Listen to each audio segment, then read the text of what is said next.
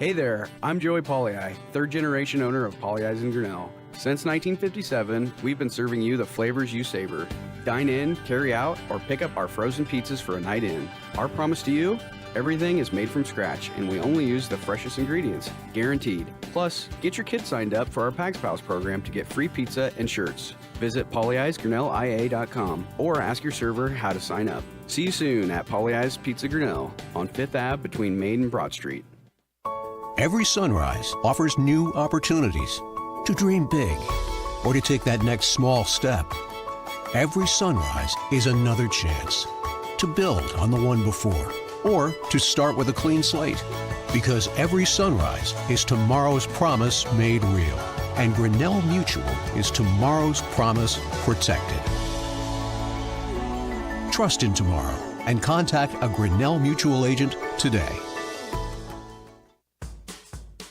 Jeff Finch here from West Finch Auto Plaza in Grinnell. We normally go to the auction to restock our used cars and trucks, but prices have skyrocketed. If we're going to overpay, we'd rather overpay our friends, neighbors, and past customers. Bring your vehicle in for a quick 20-minute appraisal. You can either take the cash, trade for a different vehicle, or walk away. In some cases, your vehicle may be worth more than you paid for it.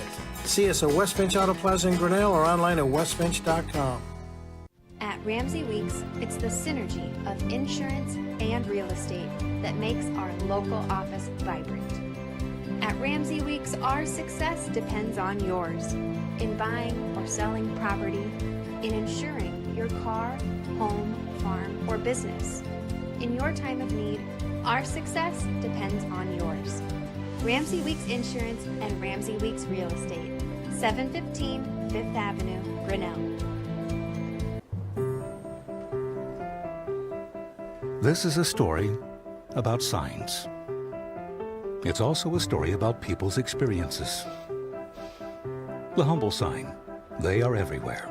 But signs are more than just a plaque on the wall, an arrow, or letters on a building exterior. Signs help you leave a legacy or start a new chapter in life. All those signs have to start somewhere, and that's where we come in. We are your trusted partner in everything signage and we'll be your trusted partner throughout. Because signs do more than point the way. They help the world make sense.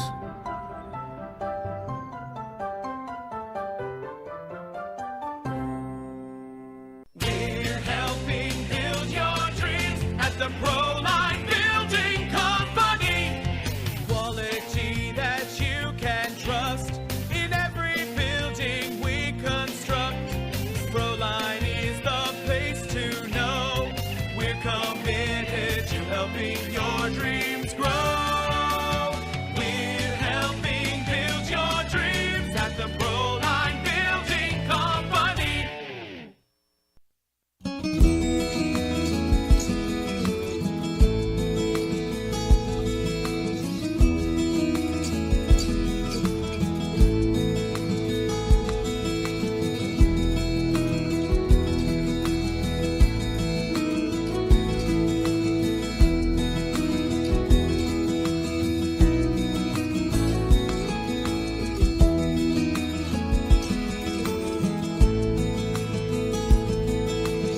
Up to the high school through fundraising, membership drives, concession stand revenues at all the home events. There are many different ways you can get involved. One, through membership levels from a single, a family, even into the business. There are many attractive levels that you can be a part of this wonderful club. Your membership funds help support uniforms, warm-ups, summer speed camps, baseball and softball batting cages, and the list goes on. You want to be a part of a great group? Join the Grinnell Booster Club today.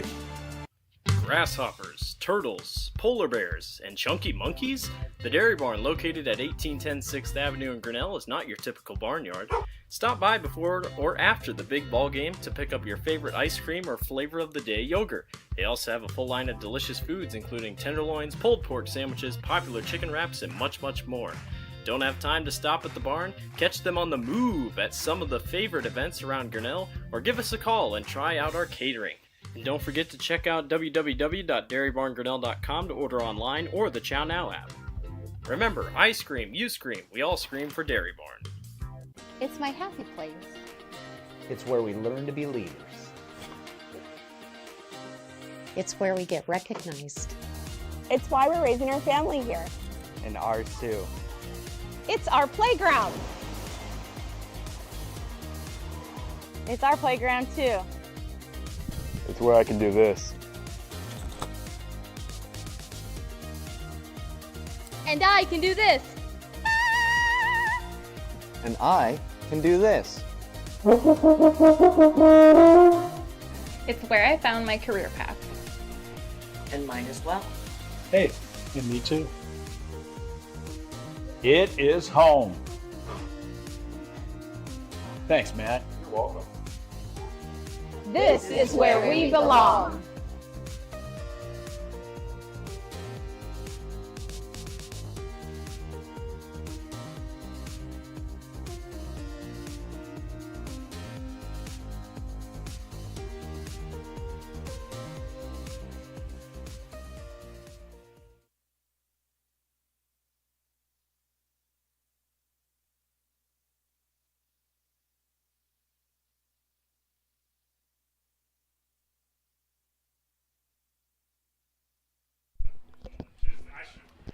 Good evening, ladies and gentlemen, and welcome to the Tiger Sports Network. It is playoff time here for your Grinnell Tigers. It is baseball playoff postseason. Blake Walker here with you. Dave Van Coppernol here at my side, and we come to you not from Grinnell High School. We come from you right along Interstate 35, I-80, here at H.A. Lynn Stadium, as Grinnell takes on the Carlisle Wildcats for the second round of this Class 3A Sub-State, or district, if you will. The winner of this game will play the winner of Pella and Winterset. That game got delayed tonight. It will be played tomorrow, so that's an advantage.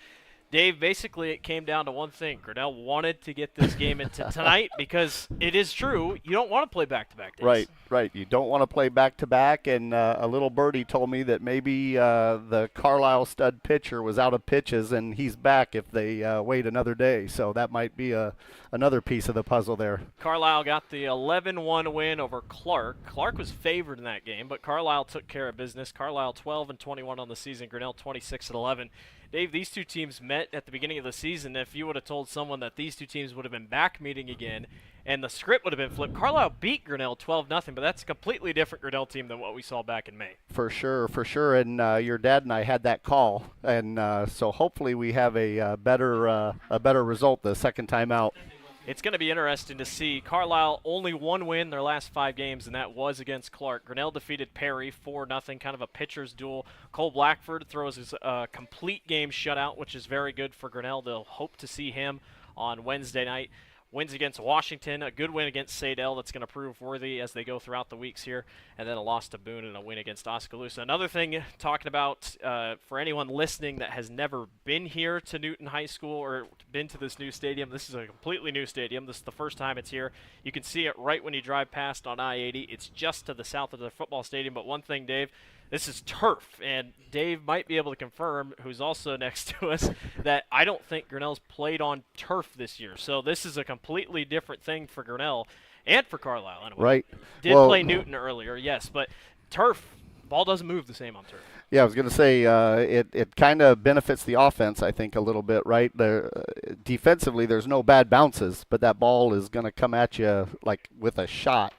And the base runners are going to be faster, so it's a little bit of a mixed bag there for both teams. It's going to be really interesting to see how tonight plays out all across the board because it's a beautiful field. It is later in the night. It is a hot, steamy day. Anyone listening, I'm sure you felt it today. It was probably the hottest day. Hey, it was the hottest day of the summer.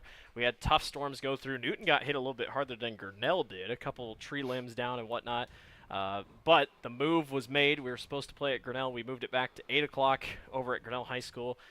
Dave and I showed up at 7, and the field was not playable. They took out a little vacuum and said, all right, it's not worth it. And luckily, Newton just up the road. Grinnell and Newton, good friends because of Little Hawkeye Conference. Yeah. We got to thank the entire Newton staff who is here tonight helping us out, helping Dave Schaefer out with PA stuff and whatnot. It's just a beautiful field. Yeah, I was going to say special shout out to the Newton folks. They've been real hospitable to us, kind of springing into action on a moment's notice and getting this field ready to to play. So hats off to them, much appreciated. Folks want to send a little money Newton's way, although by the looks of this field, maybe they don't need it. Taking a look at other scores, nobody else has their scores in tonight. There was 2 games as of right now. Obviously, 3 have been postponed. Pella Winterset, Solon, Clear Creek, Amana, and Wahlert Catholic Mount Vernon have all been postponed because of weather, and we're very happy Grinnell has this in. So we're going to step aside just real quick. We're going to listen into Dave Schaefer here, give away the starting lineups and whatnot, and the national anthem. We're almost set to get going between Grinnell and Carlisle here on the Tiger Baseball Network.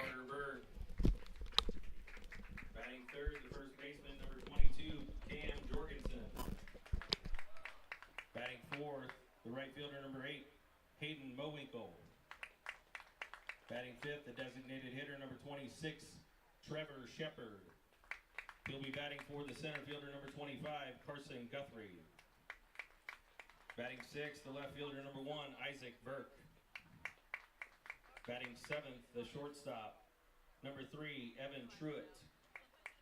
Batting 8th, the third baseman, number 2, Owen Johnson. And batting 9th, the catcher, number 10, Logan Hart. The Wildcats are led by head coach Blake Heitmeyer, assisted by Blake Deal and Brady Harpenow. And now the starting lineup for your Grinnell Tigers. Leading off, the first baseman, number 7, Brady Kaufman. Batting second is shortstop, number 3, Cole Blackford. Batting third, the second baseman, number 1, Brooks Vosberg. Batting fourth, the right fielder, number 12, Derek Doty. Batting fifth, the pitcher, number 17, Carson Pinich. Batting sixth, the third baseman, number 2, Quentin Niffen. Batting seventh, the center fielder, number 8, Kane Pavey. Batting 8th, the left fielder, number 11, Easton Edlin. Batting 9th, the designated hitter, number 13, Josh Ringler. He'll be batting for the catcher, number 10, Eddie Harsine. The Tigers are led by head coach Tony Stenberg, assisted by Ian Bowling, Alex Smith, and Jake Stenberg.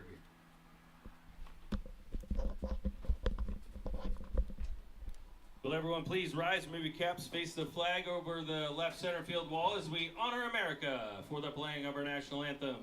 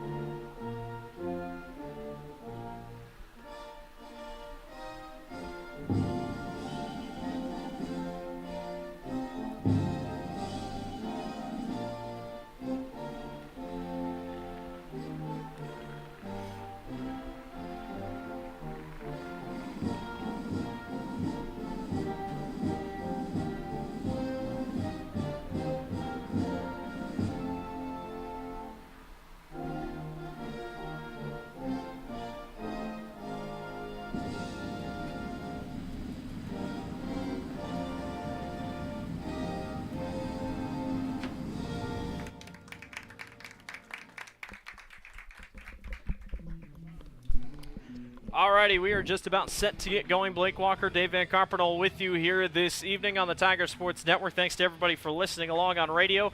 If you're watching / listening on YouTube, we appreciate it. If there's technical difficulties tonight, I apologize in advance. Obviously, my dad, Dan Walker, has done this for years. I've just been the guy that looks pretty and talks.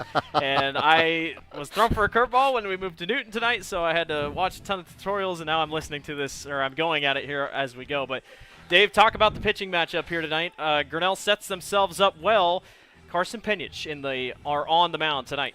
Yeah, so we got Penn on the bump for us tonight. He leads the team with a 1.25 whip. He leads the team in strikeouts with 62. Senior, so he's going to get it done for us tonight. We'll see what happens up first. Tate Heidman will be the first one up to bat here for the Carlisle Wildcats. Carlisle 12-21 on the season. Like I talked about, these two teams played earlier this year, just a couple months ago, actually to the day 2 months ago. Carlisle defeated Grinnell 12-0, and like you and I talked about, Dave, that is a completely different Grinnell team than what we've seen. Yeah, I was going to say, like I said earlier, your dad and I were on the call on that one. It is a totally different team, right? We had guys out on the injured reserve. We had guys still playing spring sports. Coach Stenberg was still moving people around. Like, this is not that same team, so hopefully we'll have a better result.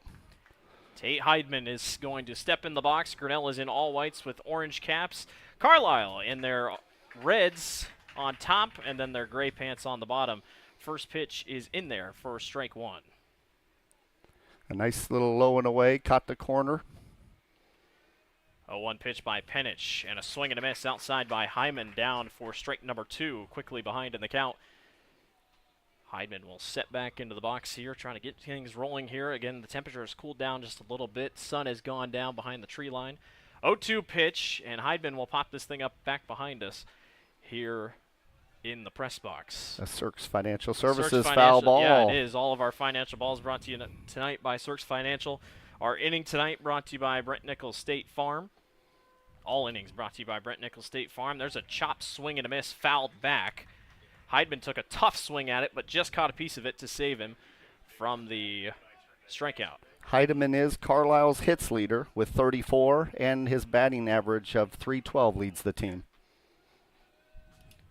0-2 pitch by Penich. It's a dropper in there. Caught on the hat by the third baseman. Throw across the diamond. Caught by Brady Kaufman on first base. And down for out number one, and that's what you expect. A good bounce off the hop. Great response by the third baseman by Grinnell, and out for out number one. That's Niffen out there at third. He's done a good job for us at the hot corner. So one out, down here on the board. First pitch by Penich is on the way, and it is a ball upstairs.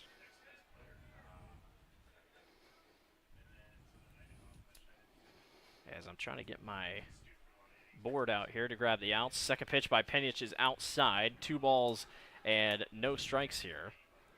Yeah, hopefully folks are a little patient with us. We had to move the whole production 30 minutes west. 2-0 pitch by Penich is in there for strike one.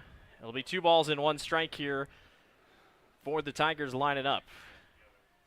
This is Cam Jorgensen in the box. Penich misses outside. It'll be 3 balls and 1 strike. That one bounced all the way back to the backstop. 3-1 is the count. Yeah, Carter Berg, number 5, our pitcher. 3-1 pitch on the way, in there for strike number 2. 3-2 pitch on the way by Penich, and just misses outside, and that will walk the batter. So a runner goes on to first with 1 out. Yeah, so now we have 22, Cam Jorgensen, our first base, Carlisle's first baseman, excuse me. Looks like I'm behind on one guy here on Scorecast. So if you're watching on YouTube,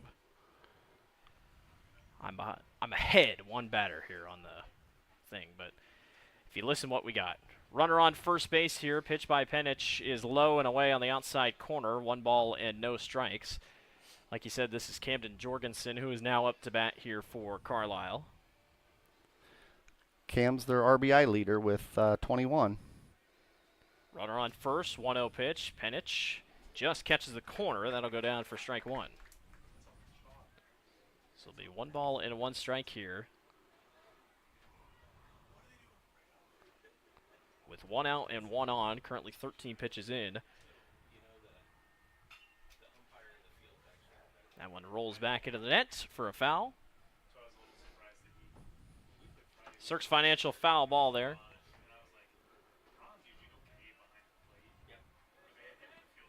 Try to circle back through here, through our batters on YouTube. 1 ball and 2 strikes upcoming. Penich will throw back onto first, not in time. Nice little pickoff move there. I couldn't see. My computer screen's blocking. I can't. He's got a little bit of a lead, about 2 feet right now. 1 ball and 2 strikes here. And that one's sent on a line, deep right field, going up against the wall, and Nice the catch is job. made by the right fielder. Nice job, Derek Doty out there in right. Number 12, junior, tracked it well, almost to the warning track and got it done. Boy, he had to run all the way out. He took a long stride out there. And a really nice job by Derek Doty ranging over to make the grab. And 2 outs down, and a runner will be on first. And he's pretty solid out there in right. is that Hamill? Who's up here on? Hayden Mowinkle, the right fielder. Hayden Mowinkle, and then on first base is Tate Heidemann. Or I'm sorry, Carter Berg. Excuse me. I think they just had a courtesy runner. I'm just trying to check on that. This is number the 13 lefty. courtesy. This is Caden Campbell out on first base now. So runner on first with 2 outs. 1 ball, no strikes there as Carson Penich throws outside. And this is Hayden Mowinkle who sets into the box here for the Wildcats. 1-0 pitch on the way, and Mowinkle swings right through it. This is that pitcher I referenced earlier, the one that they kind of would prefer not to meet tonight. And so we'll see if that strategy pays out for him. It's the luck of the draw of the playoffs in a way. 1 ball and 1 strike. Penich throws back onto first base, and the runner Campbell gets back safely in time. Pickoff unsuccessful, and the count will stay even at 1 ball and 1 strike as Mowinkle sets back into the box. 1-1 pitch by Penich. Swing and miss. Mowinkle goes right around, and it's 1 ball and 2 strikes. Just to give you some of those pitching stats to let you know what we would have been facing, Mowinkle leads the teams in wins with 6, ERA of .51, whip of .90, and 66 Ks. 1-2 pitch. Mowinkle sends it to deep center field, and underneath of it is a Tiger just in case. Kane Pavey out there in center field. Can of corn, Kane. Good job. 1 left on. Nobody scores. Right at the bottom of the first. Grinnell and Carlisle tied at 1 apiece. Or, excuse me, 0-0. Hey there, I'm Joey Pollyi, 3rd generation owner of Pollyi's in Grinnell. Since 1957, we've been serving you the flavors you savor. Dine in, carry out, or pick up our frozen pizzas for a night in. Our promise to you? Everything is made from scratch, and we only use the freshest ingredients, guaranteed. Plus, get your kids signed up for our Pags Pals program to get free pizza and shirts. Visit pollyi'sgrinnellia.com or ask your server how to sign up. See you soon at Pollyi's Pizza Grinnell on 5th Ave between Main and Broad Street. Every sunrise offers new opportunities to dream big or to take that next small step. Every sunrise is another chance to build on the one before or to start with a clean slate. Because every sunrise is tomorrow's promise made real. And Grinnell Mutual is tomorrow's promise protected. Trust in tomorrow and contact a Grinnell Mutual agent today.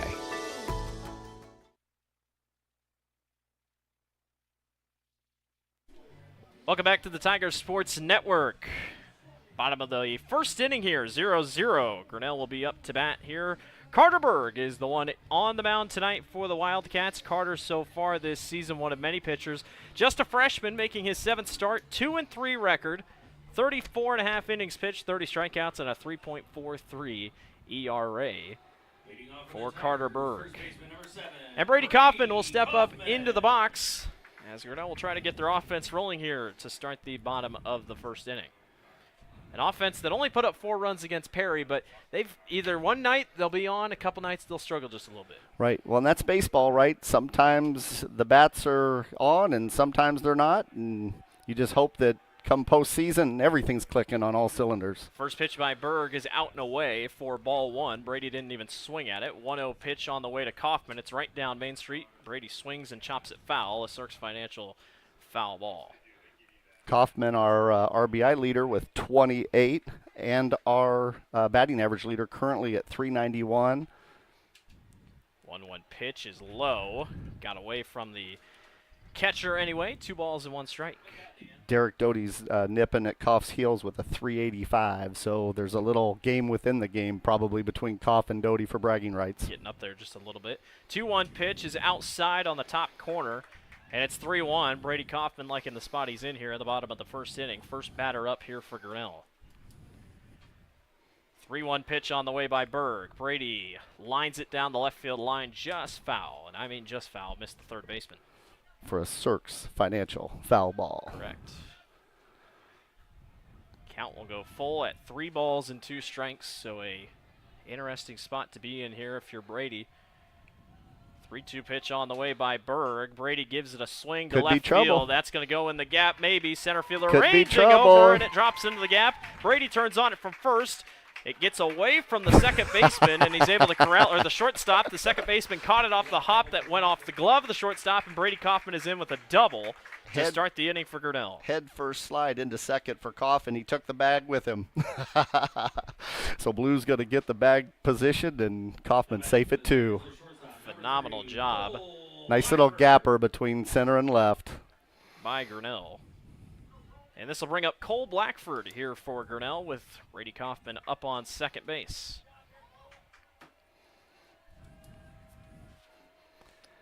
It's quite the range out there. Brady put it in the perfect spot. Berg goes outside on a pitch and misses. Catcher has to go get it for a quick second. 1 ball and no strikes. Yeah, Kauf's was perfectly centered between left and center and short, and no one could get there. 1-0 pitch on the way. That's low. Not enough on it there, as it will be pulled back by Blackford. He'll sit behind 2 balls and no strikes in the count, like him where he's at here to start. Good crowd on hand here tonight for both Carlisle and Grinnell. Obviously having to make a couple changes in their traveling when it was moved to 8 o'clock.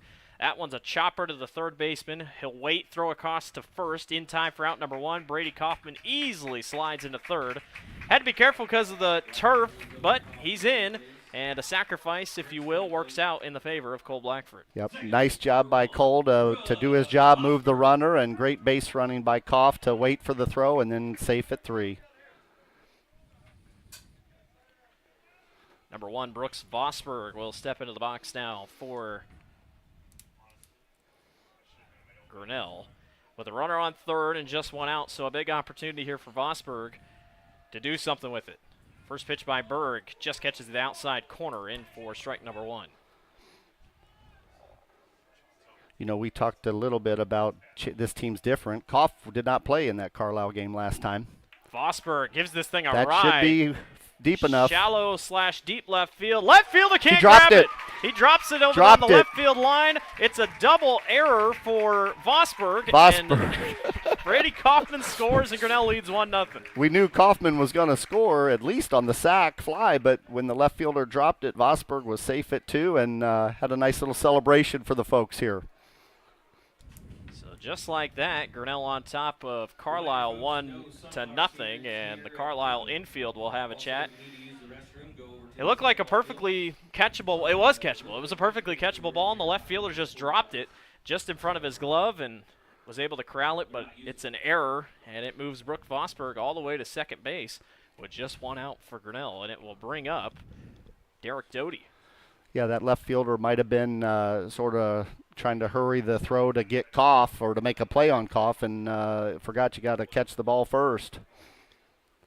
But yeah, Derek Doty, like we mentioned earlier, 385, nipping at Kauf's 391. What is that, a 6 1/1000ths of a difference? I mean, it was. And Doty's got 45. He's our hits leader with 45. Really good contact, too. It was a little bit of a high pitch, and Vosberg was able to get it underneath of it. 1-0 Grinnell leads here in the bottom of the first. 1 out, and Brooke Vosberg is up on second. Derek Doty is up to bat. First pitch by Berg is in there for strike 1 up against Doty. Derek settles back in. And Berg almost hits Doty. Ball gets away from the catcher, and Vosberg will advance to third base easily. And just like that, Grinnell again has a runner on third. It just 1 out. And the cleanup hitter, Mr. Clutch, Derek Doty, at the plate. Some people will say, well, Derek, why didn't you just let it hit you? But that's easier said than done in the moment. Well, he wants to hit the Yeah, ball. he does. He wants to hit the ball. 1-1 pitch by Berg. Doty has to again back out of the box to avoid that one up by his face. 2 balls and 1 strike here for Berg. Trying to jam him. That's respect, right? They're respecting that average. 2-1 pitch. Doty, grounder, gets past the pitcher. Second baseman throws on to first in time for out number 1. Vosberg does not test it, and he'll stay on third base. And the way Coach Stenberg was talking, I think he maybe wanted him to go. That's what it looked like. He was unhappy about something over there at third. 2 outs, Vosberg on third. About a 2-3 foot gap here to go. Carson Penich, your pitcher, in the box now. Berg, first pitch to him, is in there for strike 1. Carter trying to get out of here with just giving up 1 run and a runner on third, so a little bit of pressure here for him. Could up his confidence here if he can get out of here with just a 1-0 or 1-0 start. Chopper to third base. Third baseman catches it on the hop, and he is in time for out number 3. Nicely done by Carlisle. Grinnell leaves 1 on base, but they do score 1 off a sacrifice. It's 1-0. We'll see you in the top of the second. Grinnell leads over Carlisle. Jeff Finch here from West Finch Auto Plaza in Grinnell. We normally go to the auction to restock our used cars and trucks, but prices have skyrocketed. If we're going to overpay, we'd rather overpay our friends, neighbors, and past customers. Bring your vehicle in for a quick 20-minute appraisal. You can either take the cash, trade for a different vehicle, or walk away. In some cases, your vehicle may be worth more than you paid for it. See us at West Finch Auto Plaza in Grinnell or online at westfinch.com. At Ramsey Weeks, it's the synergy of insurance and real estate that makes our local office vibrant. At Ramsey Weeks, our success depends on yours in buying or selling property, in insuring your car, home, farm, or business. In your time of need, our success depends on yours. Ramsey Weeks Insurance and Ramsey Weeks Real Estate, 715 Fifth Avenue, Grinnell. Welcome back to the Tiger Sports Network. Blake Walker, Dave Van Compernel with you here. Dave, let's pull your mic down. There we go. Hey, I'm back. Am I back? Yeah, you're back. Man, you guys out there missed some great wisdom from me while that mic was turned off. Okay, just sitting there, seeing what you're going to do. First pitch by Penich, swing and a miss on Hayden Mowinkle, who is in the box here. Yeah, Trevor Shepard, 26, the designated hitter. Trevor Shepard is our hitter, excuse me. 0-1 pitch. Yeah, Trevor. Yeah, sorry, Blake. Trevor's DH in for who is it? Carson Guthrie, the center fielder. Okay. I got you here. Nice. 1-1 pitch is in there for, 1-0. Yeah, 1-1 pitch is in there for strike 2. So 1 ball and 2 strikes. Pitch on the way by Penich. Bounces on the turf before it gets there. It'll be 2 balls and 2 strikes. Kind of lost the handle on it a little bit, Yep. but he had 1 to waste anyway, so yeah, it doesn't matter. 2 balls and 2 strikes. This inning brought to you by Brent Nichols State Farm. All innings brought to you by Brent Nichols State Farm all season long. 2 balls and 2 strikes on the way by Carson Penich, and it goes out wide and misses. 3 balls and 2 strikes. Count will go full. Carson's had his good games, had a couple of tough games, but trying to settle in tonight. A full count 3-2 pitch on the way. It is low and misses, and that is a walk. And it will send Carlisle to first base with nobody out. Isaac Burke will now see the plate here with a runner on and nobody out. See what kind of lead Trevor Shepard gets there at first. They haven't been too daring so far. No, not very often here. First pitch, Penich is low, gets away from the catcher, and the first baseman, or the man on first, will take off to second easily. And just like that, Carlisle has a runner on in scoring position with nobody out. And Dave, you expect this? I mean, you put out your ace in game 1. Usually game 2 is your second, third in line, really. This is going to happen. I mean, the second games are always toss-ups in a way, and that's kind of where Grinnell's been bitten in the last couple years. Yeah, I was going to say either. There we go. They get the runner on Got second, him. And it's a pickoff. Got him. Great job by Penich on that pickoff move. Boy, it wasn't a balk by any means, but he just kind of looked like he was going to go. The runner took off and then got caught, and a perfect throw by Penich, then go back and do a really nice job. But yeah, back on what you were Ball saying. two is in there, excuse me. Sorry, Oh, Blake. you're good. But yeah, back on what you're saying. Stenberg's got a lot of weapons there on the bump, and so that's tough for a coach. Who do you go and win? Ball is down there and misses, so it's 3 balls and no strikes here. So 1 out and nobody on here. 3-0 is the count. 3-0 on the way, and Carson There puts you that go. thing right down the middle. Nicely done. There you go.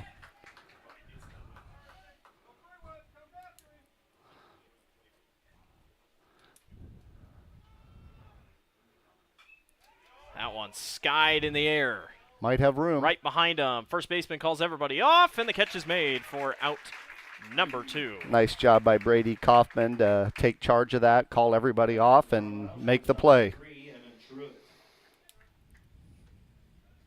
So this will bring up Evan Trout up to bat with 2 outs and nobody on. How about Grinnell? I mean, you get that runner on second and nobody's out, you feel kind of tough, but right now Grinnell looking good here. Evan Trout up to bat with nobody on base and 2 outs, and Carson misses outside for ball 1. And it looks like Grinnell, you want to explain, Dave? Yeah, I was going to say, it looks like Levi Jack, our freshman phenom, is going out to get a little bit of work in the bullpen. It's a nice bullpen. I mean, it's a legit bullpen.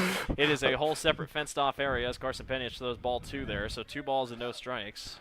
You know, we got a new football field, so I don't want to get greedy, but boy, it'd be nice to have something like this on the baseball and softball complex, I'll tell you. 2-0 pitch, and Carson puts that one right on the chalk for strike 1 up against Evan Truitt of Carlisle. Truitt, the first baseman, 2-1 pitch. He chops that one to the third baseman, caught on the hop. This is going to be a tough throw across the diamond. Catch is made in time. Got him. Out number 3. Great job by Niffen. That's a long throw. Great job to grab that and get it to Koff for the out. That is a great defensive inning by Grinnell. We'll see you in the bottom of the second. Grinnell leads 1-0. We're helping build your dreams at the Proline Building Company. Quality that you can trust in every building we construct. Proline is the place to know. We're committed to helping your dreams grow. We're helping build your dreams at the Proline Building Company. Grasshoppers, turtles, polar bears, and chunky monkeys? The Dairy Barn, located at 1810 6th Avenue in Grinnell, is not your typical barnyard. Stop by before or after the big ball game to pick up your favorite ice cream or flavor of the day yogurt. They also have a full line of delicious foods, including tenderloins, pulled pork sandwiches, popular chicken wraps, and much, much more. Don't have time to stop at the barn? Catch them on the move at some of the favorite events around Grinnell, or give us a call and try out our catering. And don't forget to check out www.dairybarngrinnell.com to order online or the Chow Now app. Remember, I scream, you scream, we all scream for Dairy Barn. Welcome back to the Tiger Sports Network. Blake Walker, Dave Van Carpentel with you here from H.A. Lynn Stadium in Newton, because we're rained out. Grinnell Field a little too rough for condition. So we're here in Newton for this semifinal, district semifinal between Grinnell and Carlisle. The winner will take on the winner of Pella and Winterset on Wednesday night for a chance to go to the state tournament in Cedar Rapids. 0-1 pitch, as this is the pitcher Carter Berg, and he also catches the zone. So quickly behind 0-2 is Quentin Niffen. Yeah, and this is our third baseman that just made that great play to end that inning. 0-2 pitch, and a chopper foul by number 2, Quentin Niffen. That's a Cirques Financial foul ball. It'll be the first strike here.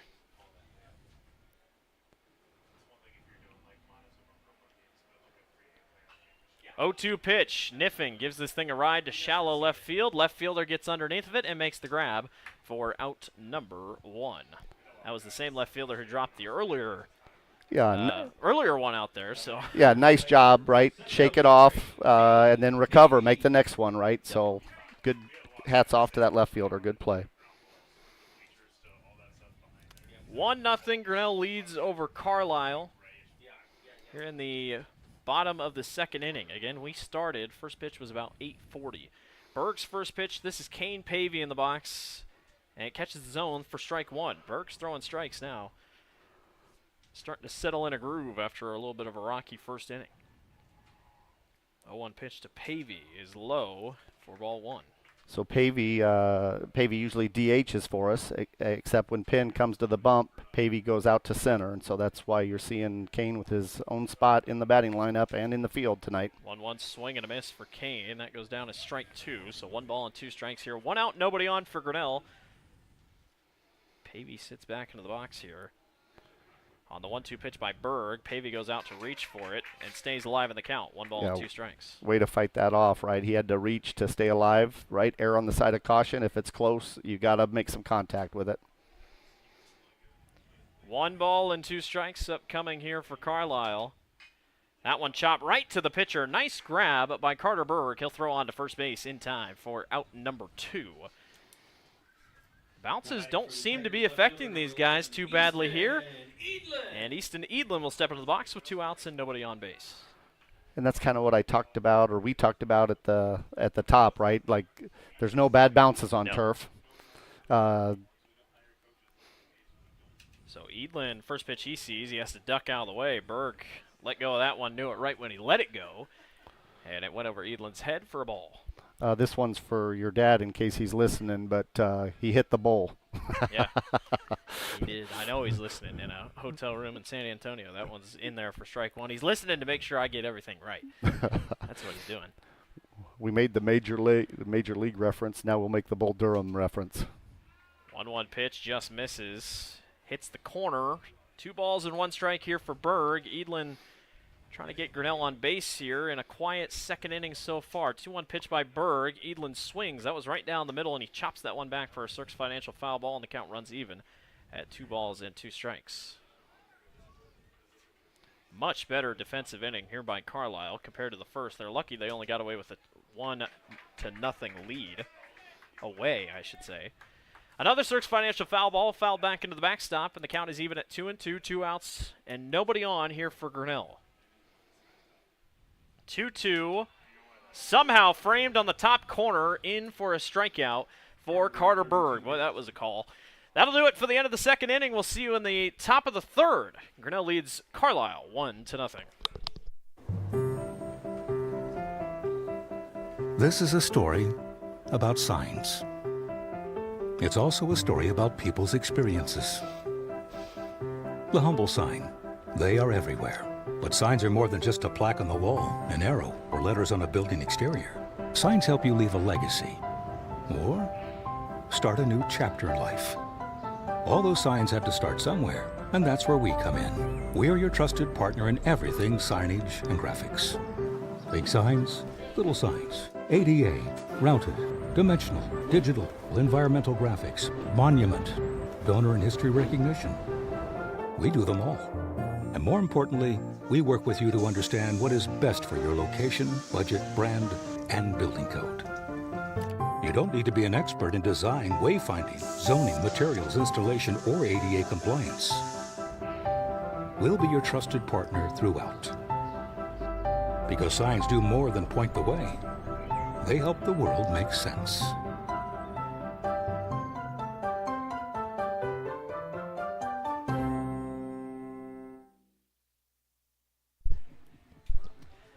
Welcome back to the Tiger Sports Network here for Grinnell and Carlisle, your 3A district semifinal. Blake Walker, Dave Van Coppernell with you here. Grinnell leads over Carlisle 1-0. Welcome to the top of the third inning. Third inning is brought to you by Brent Nichols State Farm. And this is, I believe, Owen Johnson should be the one up to bat. That is correct. Good that everything's on track. Carson Penich still on the mound. First pitch by Penich is low for ball one. Yeah, just missed low middle on that one. Carlisle's gotten a couple on base. That last half inning looked really good. That one's sent to right field. Right fielder roams in and makes the grab. Nice job. Nicely done by Derek Doty. Yes, getting right. Boy, I'll tell you, he has. We talked about the hitting stats, but I can't speak highly enough on his defensive capabilities out there and right. He has bailed us out a couple of times, well, many times this season on plays like that. Logan Hart up to bat now, and he fouls that one to the parking lot. And everybody stands up that parked over there and said, did my car get hit? I parked way down. They're going to have to really reach to go hit mine. 0-1 pitch, out and away by Penich. And it's 1 ball and 1 strike. We did the same, and I always kind of scratch my head, those folks that are, bold enough to park front row. 1-1 pitch is low, 2 balls and 1 strike. Yeah, it looks, you show up to a baseball game and you're like, dang, why is everybody parking so far away? I mean, I'll get this spot right next to the outfield. 2 balls and 1 strike on the way by Penich. And nice. A far swing and a miss by Logan Hart. Count goes even at 2-2. One thing, this isn't the latest game that's been played at Newton this year. Newton had a game against Des Moines Christian that went, I think, till about 11:30 at night as Logan Hart swings and misses for strike 3. Nicely done by Carson Penich. A game that went till about 11:30 at night. This field was coated in fog by the end of that one. We're praying that's not going to be the same thing tonight, but we got the moon peeking out and no cloud in the sky. All the storms have passed, which is what we'd like to see. And I believe we're at the top of the starting lineup here. Tate Heidman's going to chop that one, gets past the third baseman, throw on to first from the shortstop. Got him. Oh! Just missed it. Head first slide by Tate. Blue says he got there. That's might have barely pulled Brady off the bag, but what a play by the shortstop, which is that Cole Blackford Cole out Blackford. there? Cole made a heck of a play, but just couldn't get there in time, and the runner gets safe on first. Like you said, a head-first slide there by Carlisle. And was niffing the one sliding in front to get it, and then Cole got it and made the throw to one. Was the niff in there at third, was kind of sliding by trying to get there first, and then Cole got it, and I still think they got him at one, though. 2 outs and a runner on first. The pitch, 2-0 pitch, gets away from the catcher. He's able to corral it, though. Runner stays on first.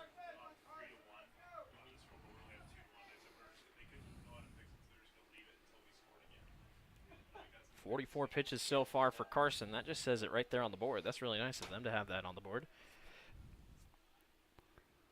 Berg, 2-0 pitch, misses outside for Penich.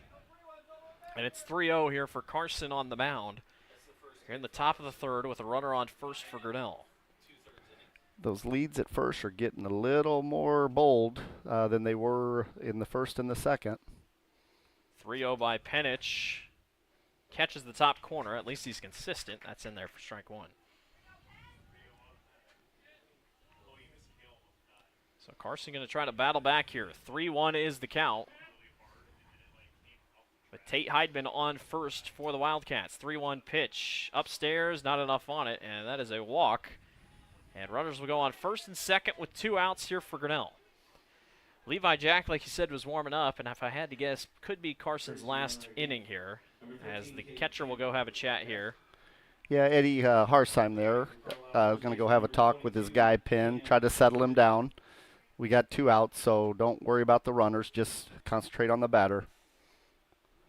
Cam Jorgensen will be the one to bat here as Eddie runs back.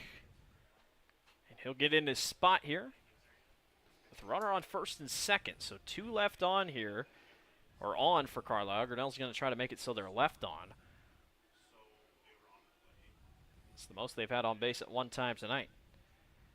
First pitch by Carson is fouled back for Carlisle. Another Cirques Financial Services foul ball. And I don't know, did we give the Michelle's Dance Academy strikeout? Oh, yeah. Did we give Michelle? Yeah. Michelle Dance Academy strikeout for Carson Penich. I think earlier, that's all strikeouts. His first? Yep. All strikeouts tonight brought to you by Michelle Dance Academy. All strikeouts all season brought to you by Michelle Dance Academy. A 1 pitch by Carson. Hits the dirt, gets away from the catcher, and the runner will take off from second to third and from first to second. So now Carson's got to buckle down here. 2 outs, and it'll be 1 ball and 1 strike here.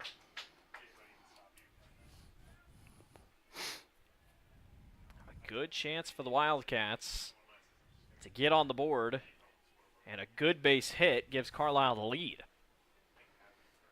1 ball and 1 strike here for Carson Penich on the mound. Here's the pitch. And framed up in the top corner. That's a strike. There you go. 1 ball and 2 strikes here for Carson. Come and get him, Penn. Come and get him, Penn. If he can get out of this spot, he's in a good spot, I should say, to end the inning and get ready to hit. 1 ball and 2 strikes. Runners on second and third, 2 outs. Pitch on the way by Carson Penich. That one's fouled. Another Cirques Financial foul ball headed out toward the parking lot. Count remains at 1-2. With the confidence Carson would have here to be able to get out of this one. Back up against the wall. Runner on second and third. 2 outs, 1 ball and 2 strikes on the way by Carson Penich. And again, fouled by Cam Jorgensen, who continues to hold tightly here on this at-bat. A little battle here. A little battle. Who's going to win it? Cam settles back in. Umpire gives the okay to go. Runners on a little bit of a leadoff on second and third. 1 ball, 2 strikes, and time is called by the batter. Little stare down there. A little chess match between Penn and Jorgensen. But he's got a couple balls to play with. The count's in his favor. 1-2 is still the count. Second and third base are occupied. 1-2 pitch. That one grounded to the shortstop. Caught on the hop. Throw on to first is not caught on the hop. It gets away from Kaufman. 2 runs are in, and Carlisle takes the 2-1 lead off the error by Brady Kaufman. Just a bad hop. Brady could not quite get it off the turf. And just like that, Carlisle takes the 2-0 lead. I'll tell you, Cole made a heck of a play on it, deep in the hole at short, long throw across, and yeah, a little one hopper that couldn't quite bring in. I believe this is Hayden Mowinkle. Yep, I've got number 8, Hayden Mowinkle. Hayden Mowinkle up to bat here. The right fielder, junior, lefty. So first error of the night on Grinnell. Both teams with an error so far. 1-0 pitch by Carson, and that one is skied high in the air. Cole Blackford roaming underneath of it and makes the grab for out number 3. There you go. We're headed to the bottom of the third. 1 left on base, but 2 score off an error for Carlisle, and the Wildcats lead Grinnell 2-1. We'll see you in the bottom of the third. Hey there, I'm Joey Pollyi, third-generation owner of Pollyi's in Grinnell. Since 1957, we've been serving you the flavors you savor. Dine in, carry out, or pick up our frozen pizzas for a night in. Our promise to you? Everything is made from scratch, and we only use the freshest ingredients, guaranteed. Plus, get your kids signed up for our Pags Pals program to get free pizza and shirts. Visit pollyi'sgrinnellia.com or ask your server how to sign up. See you soon at Pollyi's Pizza Grinnell on 5th Ave between Main and Broad Street. Every sunrise offers new opportunities to dream big or to take that next small step. Every sunrise is another chance to build on the one before or to start with a clean slate. Because every sunrise is tomorrow's promise made real. And Grinnell Mutual is tomorrow's promise protected. Trust in tomorrow and contact a Grinnell Mutual agent today. Welcome back to the Tiger Sports Network.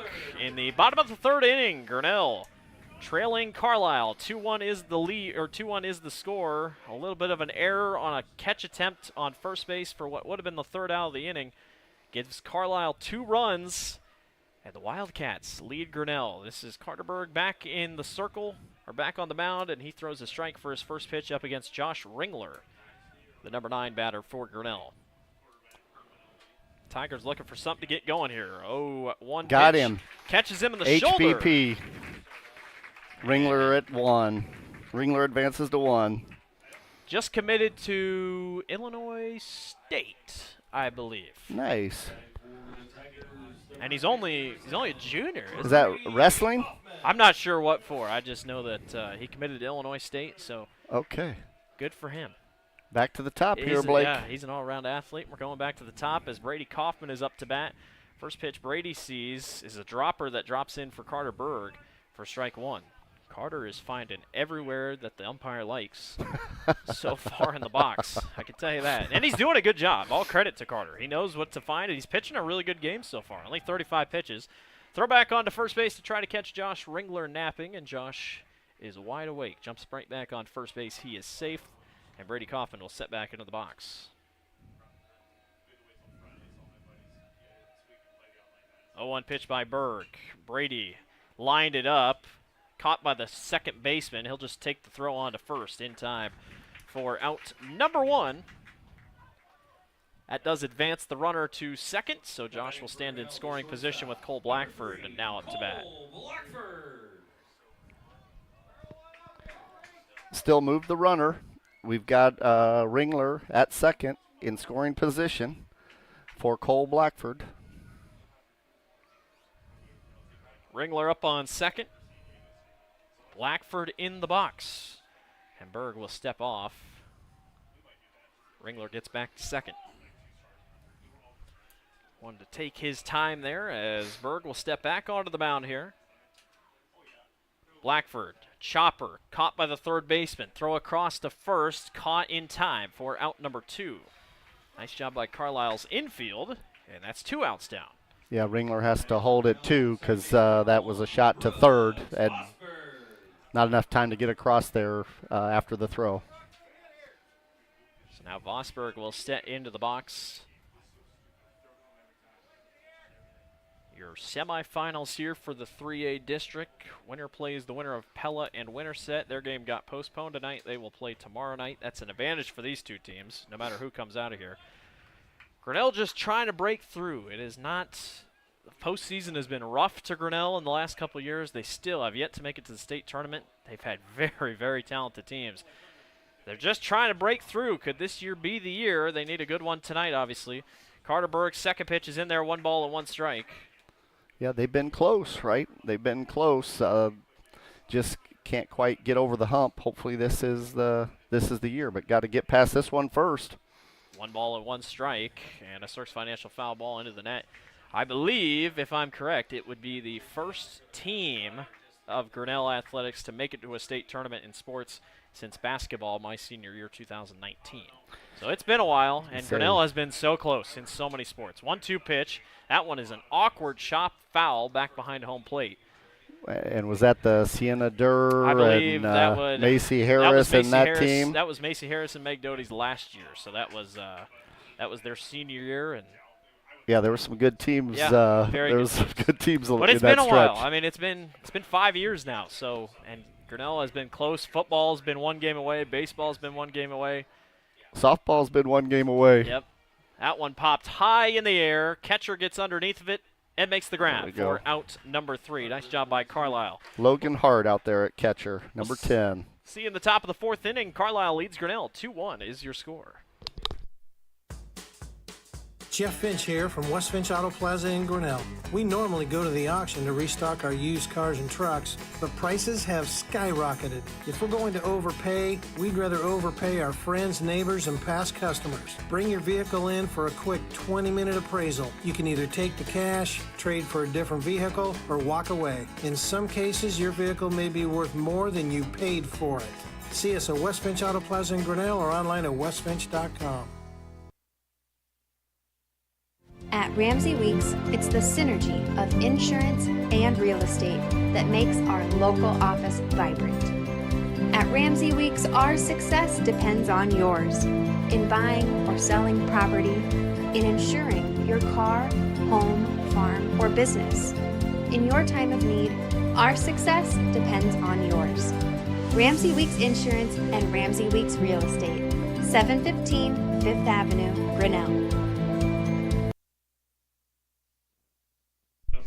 Welcome back to the Tiger Sports Network. Blake Walker with Dave Van Carpentel here tonight at the H.A. Lynn Stadium here at Newton High School. As our game tonight scheduled to start at 7 o'clock. If you're joining us now, slated to start at 7. Obviously, the big thunderstorms came through the Grinnell area around 5:30, 6 o'clock, lasted about an hour. The field was not in a playable condition. Newton was able to give us this field tonight. And that is where we're playing this district semifinal. Winner is headed off to the district championship game, where they will face the winner of Pella in Winterset, yet to be determined tomorrow. 1 ball and 1 strike. And that one is low for ball 2. And one thing, Dave, another thing that was talked about was tomorrow you can go on the road. Whoever wins this game, as that pitch is outside, 2 balls and 2 strike, or 3 balls and 1 strike. Whoever wins this game can go on the road and watch tomorrow. Right. That's correct, right? Like maybe these folks haven't seen a winter set, you know, kind of that southern part of Des Moines. Maybe no one's actually seen them play. That gives you a chance to go see some folks play. It's a plus side for Carlisle as that one does catch the zone for strike two. Carlisle in the same conference as Winterset, so they would love to see a Winterset game if they can get it. And Grinnell has played Pella, so it just kind of goes either way. These last four teams left in this side of the bracket are very familiar. 3-2 pitch, that hits Trevor Shepard, and I think it caught him on a part of the arm where he did not have padding. Maybe a thumb or a hand, and maybe. He is down on the turf in pain. I think left hand is my best guess right now, and yeah, that stings a little bit. Kelly Rose is going to go take a look and see what's going on. It took quite the hit. I thought it was maybe on the forearm, but I think you're right. I think it maybe hit a finger or something like that. Yeah, he's got the elbow shield on that left elbow, and I think it was sort of below that towards the wrist or the hand is, again, just my best guess. But he is still down on the turf and clearly in a lot of pain. Grinnell going to have a chat in the center of the infield here while they tend to the injured player down. That is number 26, Trevor Shepard, who is down here for Carlisle. Yeah, your Carlisle's designated hitter. You're going to see a pitching change as well for Grinnell. Carson Penich is going to head to center field. Levi Jack. Number 15, this is, Levi Jack. Yep, Levi Jack. Eighth grader who is going to come in. Freshman. Yeah, going to be a freshman, yeah, yes. 8th grader last year, did real well for us and comes back his freshman season and, going to make a change here. And 6-1 record this year, 29 strikeouts, a 2.39 ERA for Levi. As Trevor Shepard is still on the ground here. As Kelly is checking with him, Grinnell's trainer. And you just hope he's okay, but man, it's a stinger. And didn't look like that hard of a pitch, but it's just depending on where it hits. I mean, it hit. Well, there's not a lot of meat on the bone down there in the hand and fingers, so it's going to hurt, and hopefully he can shake it off here. He's up now, and I think it's a forearm. I don't know if it's a finger. His forearm he's holding his left forearm steady, but I don't think he'll be the one running, and he definitely won't be the one running here for Carlisle. Yeah. So but he's walking off. He's walking off under his own power, so that's a good sign. So Levi Jack will warm up on the mound here for Grinnell. Yeah, you mentioned Levi's numbers. Like I said, statistically, I would say he's the Tigers' number one. You know, at least numerically, if you if you check all the boxes, he's probably your number one.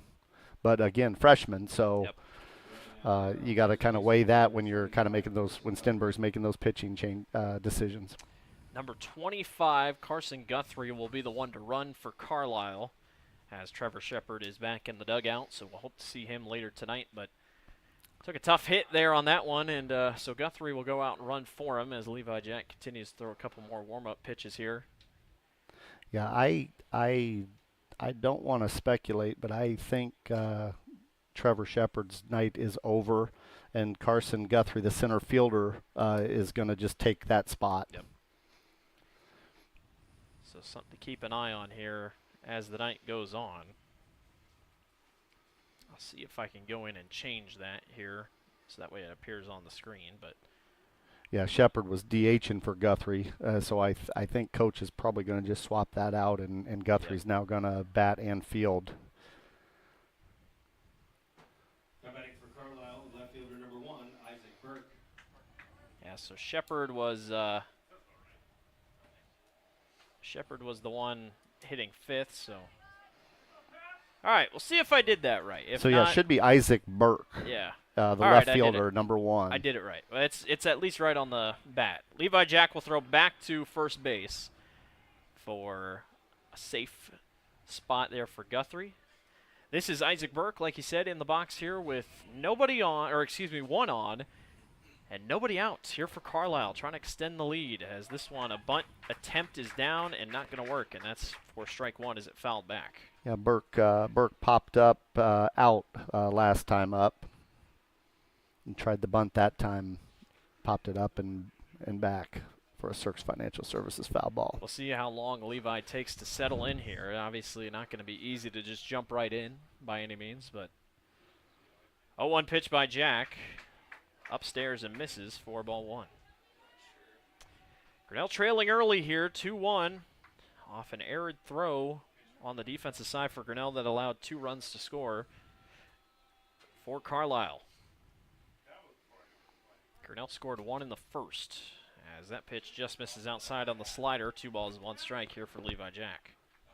That Guthrie over there on first has probably got the biggest lead off so far for Carlisle. Let's keep an eye on him. Gonna tempt Jack in the circle here, or on the mound, I should say. Jack's gonna throw right back, and not enough time to waste as Guthrie gets back on first base with no issue. Count holds at 2-1 as Isaac Burke steps back into the box. 2-1. Nice. That one is in there. Strike Nice 2. Nicely pitch. done by Levi Jack, and the count goes even at 2-2. Levi just looking for 1 out here on the board.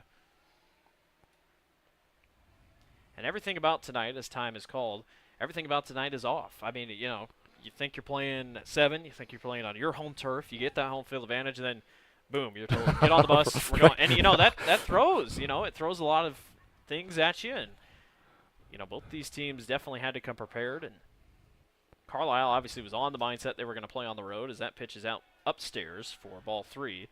Grinnell dead set that obviously they were going to play at home, but things change, and for the long run for both these teams, it's best that this game is played tonight, so I'm glad we are playing tonight. But Yep, and you got to overcome a little adversity, and whichever team can kind of deal with it the best is going to come out on top. that ball misses just upstairs. Crowd didn't like it, but it's a walk, and 2 on, nobody out here in this one.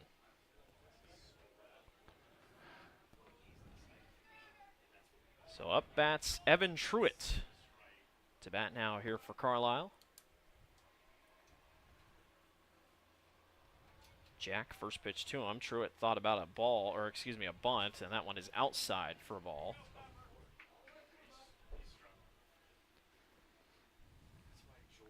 Grinnell just trying to settle in here a little bit and maybe take a stab at some things. Yeah, it helps to get the first one. That one sent on a line to deep right field, and it is just foul, just outside of the markers. Grinnell caught a huge break. Brady Kaufman there at first was guessing bunt, and so he crashed on that one, and lucky for him, Truitt fouled it off, or it would have been right in Kauf's lap. Cirques Financial foul ball. Grinnell just trying to get 1 out here. Carlisle's got 2 on base, runners on first and second with nobody out. And Evan Truitt up to bat. Truitt goes for a bunt again. It's not bad, but it just rolls foul. Good job by Grinnell to wait on it. Yeah, good job by Kauf to kind of wait on it, let it roll foul, and then kill it. On your screen, still trying to adjust a couple things here. That is, this will be Carson Penich is out. Should be in center now. He's in center, so let me change a couple things up here. And our pitcher is Levi Jack. 1 ball and 2 strikes here. And that one's fouled back. 1 ball and 2 strikes. Looks like Camden Harms is out in the pen now, getting a little bit of work in. So Grinnell's trying to figure things out here, get everything straightened up.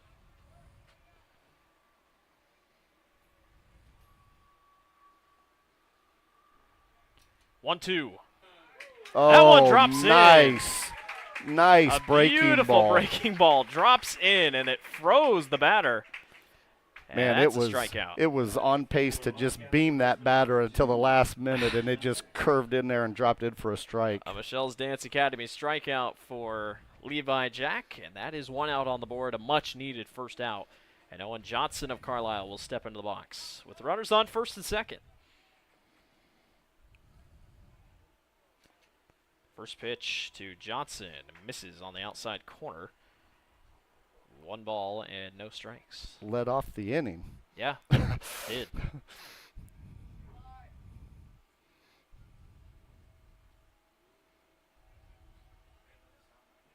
1, sets into the box. 1-0 pitch by Levi Jack, again outside. Catcher has to kind of chase after it. 2 balls and no strikes. Pitching a little bit of struggle here for Grinnell to start tonight. First couple innings in, trying to settle in here. Regroup, put a couple things together, and try to get a couple on the board on the offensive side. 2 balls and no strikes upcoming. And Levi just catches the zone for strike 1. Yeah, right now you just want to get outs and get out of this inning and regroup and refresh here.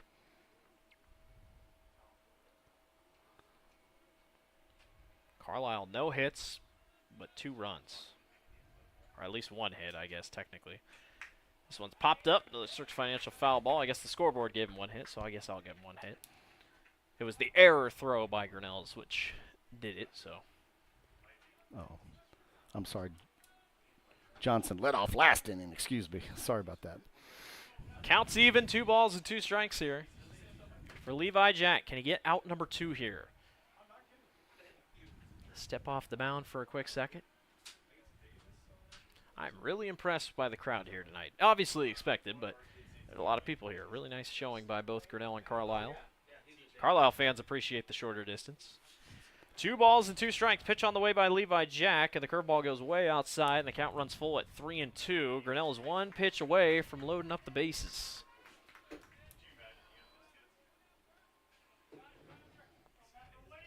Runners on first and second. Owen Johnson in the box here. The count is 3-2, and the pitch is on the way, and it is in there. There you go. Michelle Dance Academy strikeout for Levi Jack. Just caught the corner, and 2 outs are down. And up steps Logan Hart. That is a huge pitch by young Levi Jack. And Hart will step into the box here. Still runners on first and second. Grinnell trying to get out of here and still hold on to the 1-run deficit. Yeah, deficit. That one's in there for a strike. Nicely done by Levi. Top of the 4th, Wildcats lead 2-1 over your Grinnell Tigers. Here at Newton High School. Later start tonight, started at 8:40. Jack catches the corner again. Strike 2.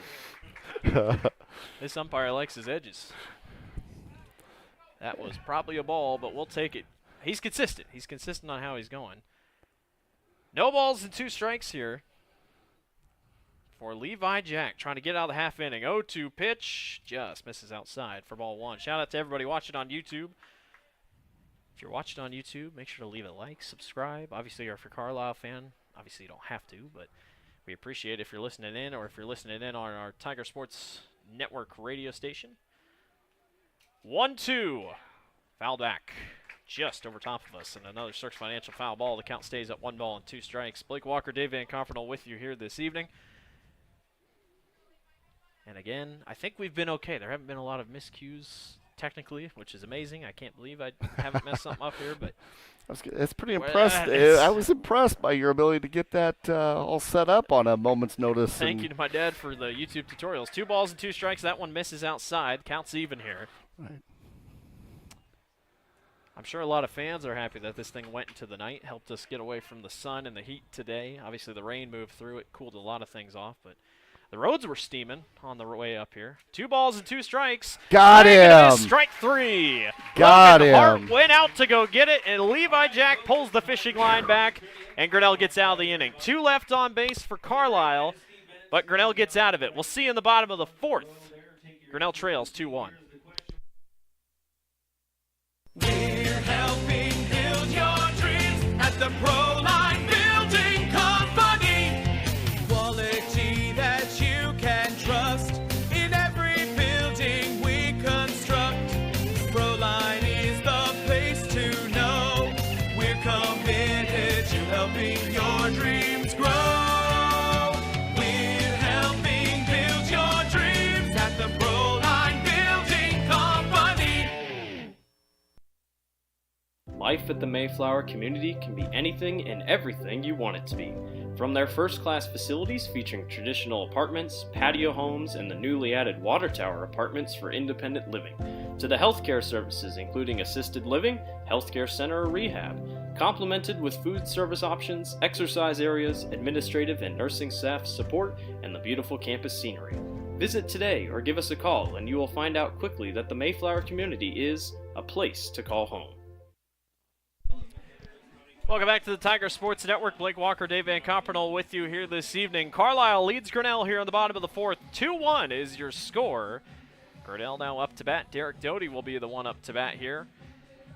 If you're a Grinnell fan, you're a little uneasy here, but Carlisle's a good team. No, you expect everybody's best. I don't know if you saw, but Class 1A and 2A had so many upsets in their first couple rounds. West Marshall, one of Grinnell's teams that completely blew Grinnell out of the water, they got upset. They're already out of the playoffs, so anything can happen. Derek Doty is in the box, and Carter Berg is on the mound. And Dave, he's pitching a really good game so far. He misses that one outside for ball one. Yeah, he's doing pretty well, and I talked to some of my Carlisle folks, and even though they don't have Mo Winkle, they were pretty confident in the other folks they had in their pen.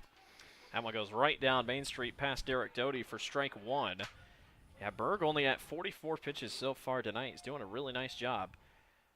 That one gets away from the catcher, and it'll go 2 balls and 1 strike. It kind of helps when your team fights back and then retakes the lead. It just pays off in spades to settle your pitcher down. Carlisle has left 4 on base. Grinnell just 1. 2-1 pitch just catches the zone for strike 2. And I mean just caught the zone. Inside 2-2. Couple tough calls tonight for both sides. 2 balls, 2 strikes on the way by Berg. And he drops it in there for strike 3. And down goes Derek Doty. I know Derek didn't like that one before that one, but that final pitch was a good pitch. The final pitch was in there. Yeah, that was a great pitch. Nicely done. Might have still been upset a bit about the one before that one, but got to flush it and get back to work, right? Short memory. Carson Penich will step back into the box here for Grinnell. Pitched the first couple innings of this one. Trying to get the thing going on the hitting side as that first pitch is way outside. Catcher had to go chase after it. Ball 1 for Berg. Carlisle's got to like the spot they're in here, though, as that one's upstairs for ball 2. I mean, they're hitting fine. They're getting runners on base, kind of forcing Grinnell in a couple pitching scenarios they don't really want to be in. And Grinnell's bats just struggling, kind of like they did against Perry. 2-0. Carson ducks, and it's 3-0. Grinnell could just get 1 on. That's really what they're looking for right now. And the catcher will go have a chat with his pitcher. This is Logan Hart, the catcher. Yeah, even though we're at H.A. Lynn Field over in Newton, we are the home team, so we will get to bat last. And we've been in tough spots before, and we've overcome. So I think these guys will dig deep and get her done. Count is in favor of Carson. 3 balls and no strikes here for Carlisle's pitcher, Logan Burt. And he misses down outside. There we 4 go. pitches, 4 balls. And Grinnell has a runner on first here. And up steps Quentin Niffen. And I think last time Niffen was up, or at least one of the times tonight, he gave it a ride to center field. Got some power on it. He does. He was the first one for the Tigers that went yard. So he can send it for a ride. This game easily could be 0-0. Both teams' scores have been off an error. It's a tight one so far. First pitch to Niffen is low and away, and it's a strike. Boy, that might have been way outside. He's given that low and away, though. That edge he's been given pretty consistently. You got to adjust.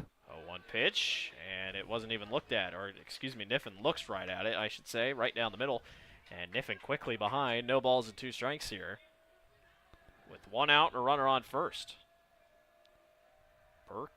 Berg looking good here. That one low in the dirt for ball 1. Yeah, all 3 of those so far have been low and away, low a little bit further in, and then that one low middle and missed. But like I said, I mean, Carter only 54 pitches, and that's another strikeout. Drops it right in there, and Grinnell just can't seem to keep up with Carter Berg. He's throwing a really good game right now. And just like that, 2 outs quickly. This is Levi Jack up to bat, so ignore Kane Pavey here. I'll change that in a little bit. But this is Levi Jack up to bat with a runner on first here. Jack swings through that one. It would have been a ball. Strike one. Berg trying to make quick work of this half inning.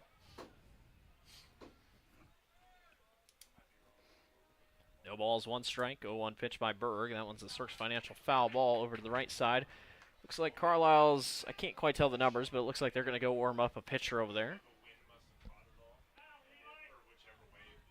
Quickly behind, no balls and 2 strikes here for Levi Jack. And Levi has to duck out of the way as that one's upstairs for ball 1. Yeah, so don't quote me on this, but I'm not sure if I've seen Levi bat this year. So he's basically been the pitcher. So we'll have to check that and get back to you. 1-2, he reaches out for that one, and it goes foul down the right field line for a Cirques Financial foul ball. Obviously, with 2 outs, can't really have him bunt, but it's not a favorable position by any means for Grinnell. 1 ball, 2 strikes here. Levi will set back into the box. And Berg already struck out 2 here. Try to strike out another here in this half inning.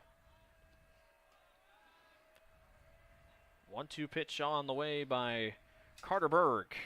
And it's fouled back again. Another Cirques Financial foul ball as Levi Jack continues to fight.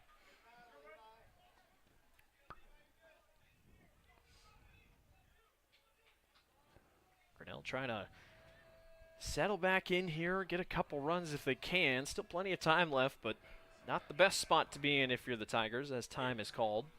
Yeah, I don't think you need to push the panic button just yet, but boy, it'd be nice to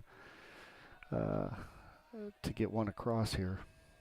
Jack settles back in. 1-2 pitch, not going to go. Oh. Hunter drops it from first, and Carson Penich will take off to second. They had Carson. Carson took off, and boy, he caught a break, and he knows it, sitting up on second as the first baseman dropped the ball. That's Cam Jorgensen. He dropped it, and that ruined any chance of getting Carson out. So now you got a runner in scoring position if Levi can get a good hit. That might be the break we needed. Maybe. It's very possible, but Berg could finish it here. 1-2 pitch. Upstairs, catcher's able to corral it, and it's 2 balls and 2 strikes. Yeah, Penn basically on that last one was set to take off, and they made the pickoff move, had him in a little pickle, and first baseman dropped the ball, and Penn safe at 2. See if it doesn't cost Grinnell or Carlisle, or if it does. 2-2 pitch. Jack swings through, and that's 3 strikeouts in an inning for Carter Berg. He's on fire, and Carlisle's looking good. We'll see in the top of the 5th. Wildcats lead 2-1 over Grinnell. Grasshoppers, turtles, polar bears, and chunky monkeys? The Dairy Barn, located at 1810 6th Avenue in Grinnell, is not your typical barnyard. Stop by before or after the big ball game to pick up your favorite ice cream or flavor of the day yogurt. They also have a full line of delicious foods, including tenderloins, pulled pork sandwiches, popular chicken wraps, and much, much more. Don't have time to stop at the barn? Catch them on the move at some of the favorite events around Grinnell, or give us a call and try out our catering. And don't forget to check out www.dairybarngrinnell.com to order online or the Chow Now app.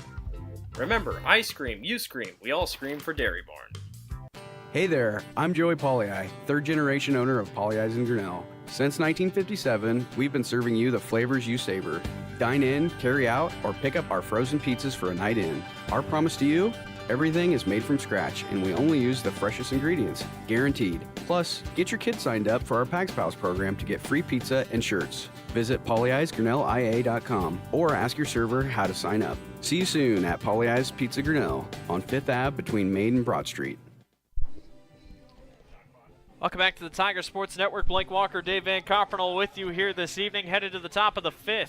This 5th inning is brought to you by Brent Nichols State Farm. It's an upset alert, if you will, and it is an upset alert currently right now. Carlisle leads Grinnell. 2-1 is your score. The Wildcats looking good so far. Tate Heidman will step up to bat. A 2-1 lead for the Wildcats. Everybody's runs, Grinnell's and Carlisle's, have come off errors.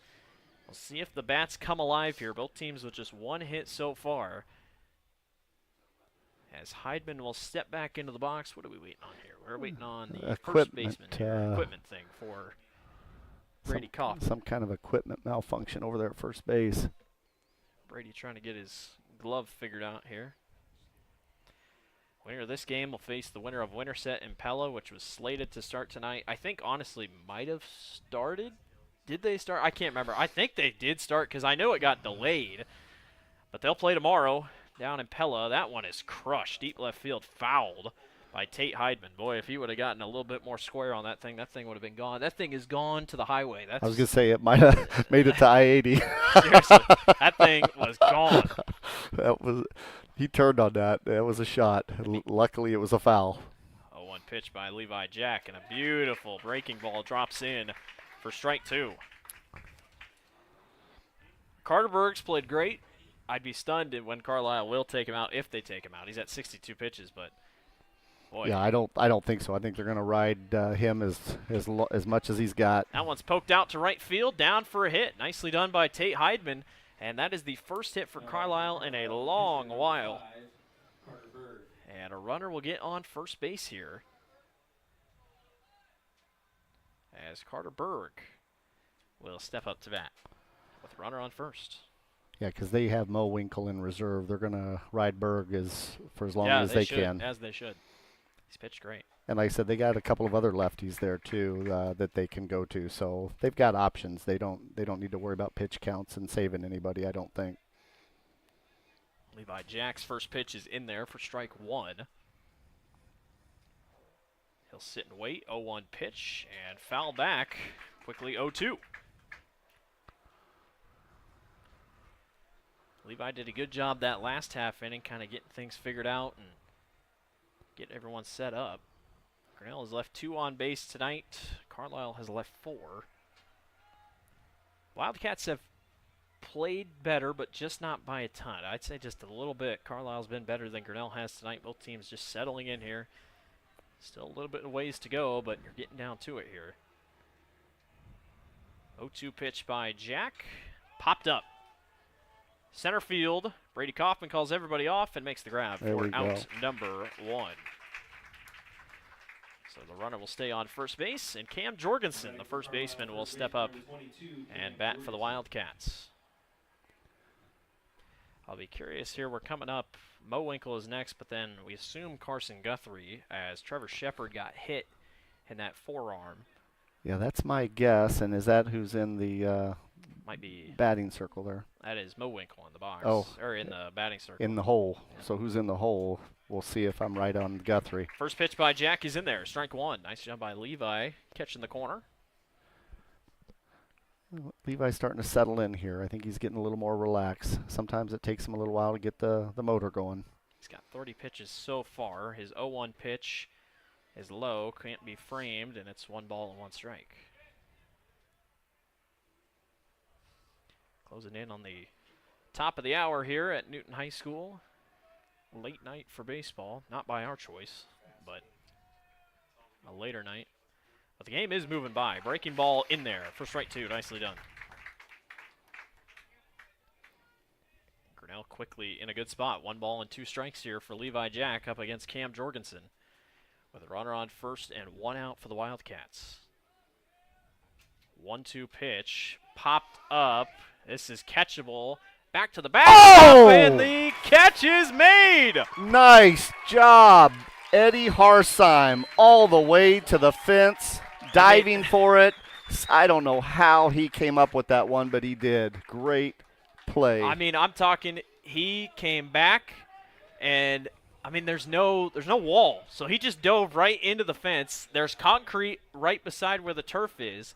And somehow, some way, Eddie makes the grab. I mean, he face planted right into the ground. I'm surprised he wasn't hurt. Well, and remember, we're at Newton, right? Yeah. So that backstop is a lot longer away than the Grinnell backstop. So he went for miles to get that thing. Coach Stenberg came out of the dugout as this one is sent deep right field by Mo Winkle. He's all right. Right fielder underneath of it and makes the grab. He's nice all job, right. Derek. Way to go, Derek.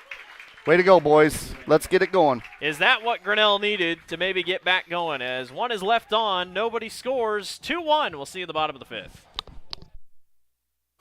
Every sunrise offers new opportunities to dream big or to take that next small step. Every sunrise is another chance to build on the one before or to start with a clean slate. Because every sunrise is tomorrow's promise made real. And Grinnell Mutual is tomorrow's promise protected.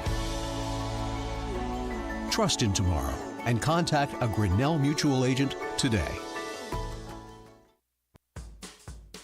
Jeff Finch here from West Finch Auto Plaza in Grinnell. We normally go to the auction to restock our used cars and trucks, but prices have skyrocketed. If we're going to overpay, we'd rather overpay our friends, neighbors, and past customers. Bring your vehicle in for a quick 20-minute appraisal. You can either take the cash, trade for a different vehicle, or walk away. In some cases, your vehicle may be worth more than you paid for it. See us at West Finch Auto Plaza in Grinnell or online at westfinch.com. Welcome back to the Tiger Sports Network. Blake Walker, Dave Van Compernel with you here. We are in the bottom of the 5th. Grinnell trails Carlisle. Easton Edlin's going to lead us off here. What a great defensive last half inning. Does that translate to offense? Carter Berg, who has been throwing really well tonight. That's just his 63rd pitch, and it's a swing and a miss for strike one. Grinnell would love to not see Carter on the mound, but Carter's just doing such a good job. That one is sent over the shortstop's head and down into the gap. That's going to be a single for Easton Edlin. Nicely done by Grinnell. Boy, that was another perfect gapper, just like in the first, between left and center and short. No one had a chance to get to it. And Josh Ringler will now step up to bat here for Grinnell. He is at the bottom of the batting order here, with the runner on first and nobody out. It's been a while since we've said that. Second hit of the night for Grinnell, and Berg goes outside and misses for ball one. Grinnell just needs a couple on. I mean, Berg struggled in the first inning. Berg's worst inning was the first inning, and he still only got away with one. Right, yeah, he's been dialed in.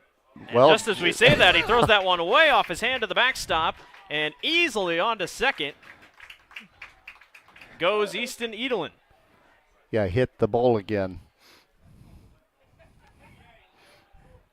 All right, so now 2 balls and no strikes. And again, I don't think we're going to see a pitching change, but they're going to just be a talking chat to here. him. Yep, there's going to be a chat here in the infield as the third baseman Johnson comes over. Okay. Yep, so Johnson comes over, just has a chat. The second baseman, Evan Truitt, comes over. Or excuse me, Henderson. No, I can get it right. Heidemann came over. Yeah, I've got 2 balls and no strikes here. Tate Heidemann, the second baseman, was in on that conference. Just trying to settle him down. 2 balls and no strikes. And that one's fouled up and out of the park for a Circus Financial foul ball. Like I said, this is baseball. Don't need to hit the panic button here. You know, people pushed the panic button early when we were 2-6, and then we went on a 9-game winning streak tear, followed by a 7 shortly after. 2-1 pitch. Did he go? No. There's not even going to be a signal if he went. Yep. 3-1. He did check with the field umpire, and no go. I called that Grinnell West Marshall game to start the year, and I really thought, well, it's a rebuilding year. And then they started winning. I'm like, well, it's a Stenberg year.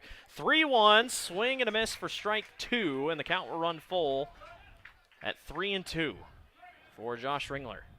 But yeah, that 9-game winning streak there.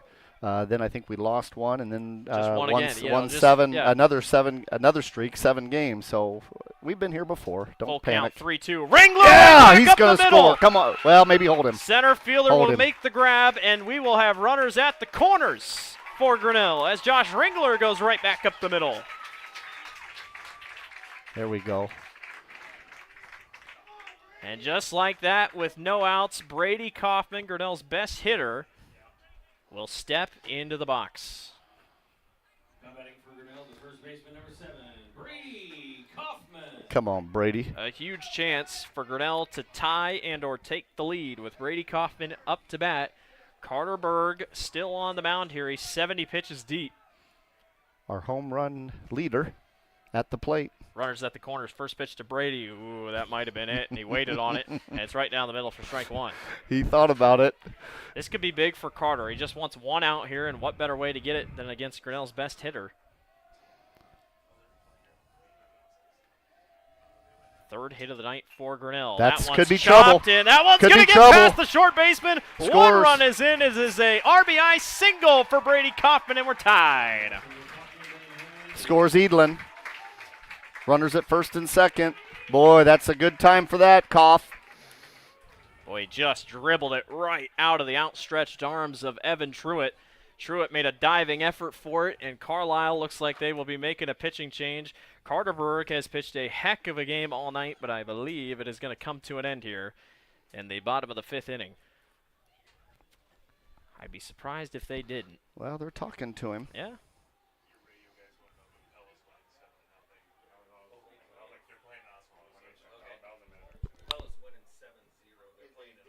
Okay, so Pella and Winterset, we were just told Pella and Winterset are in fact playing tonight. They wanted to get it in.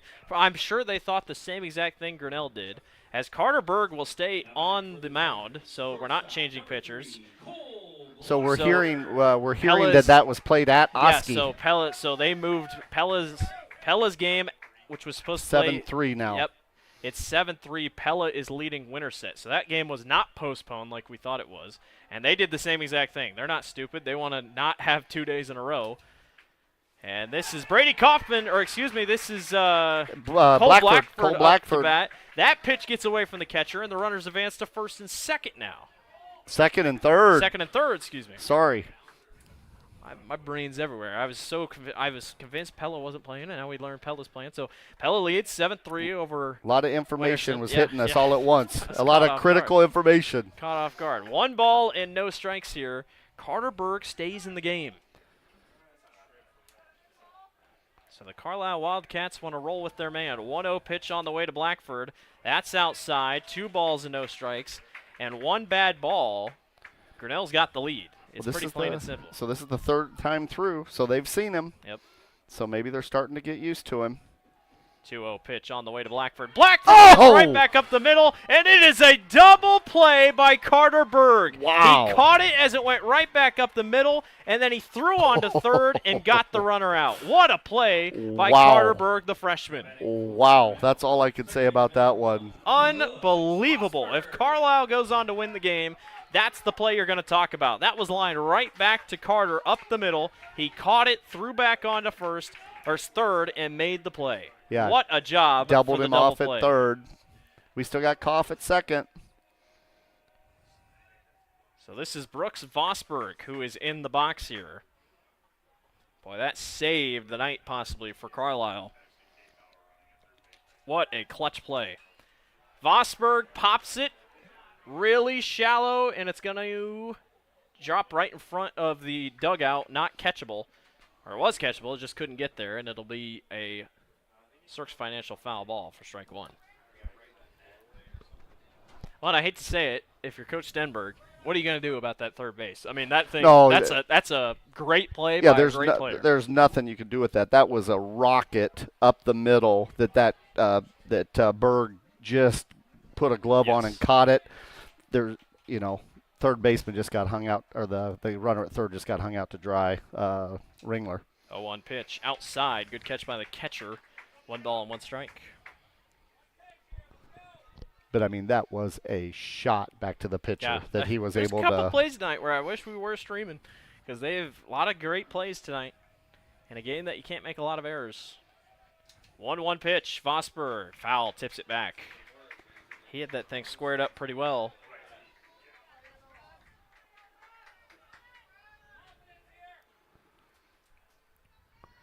Boy, we have a full house here tonight. I'm very impressed. Like everybody made the trip here tonight. 1 ball, 2 strikes, 2 outs. Brooks Vosberg in the box. They'll throw back on to second. Boy, I tell you what, Brady barely. It's a good thing you have to tag, because that was close. Right, kind of stuck that right toe back. Brady got very lucky. But yeah, force out, he'd be gone. But tag was not in time. 1-2, Vosberg. Ooh, fouls it down the left field line, just along the baseline.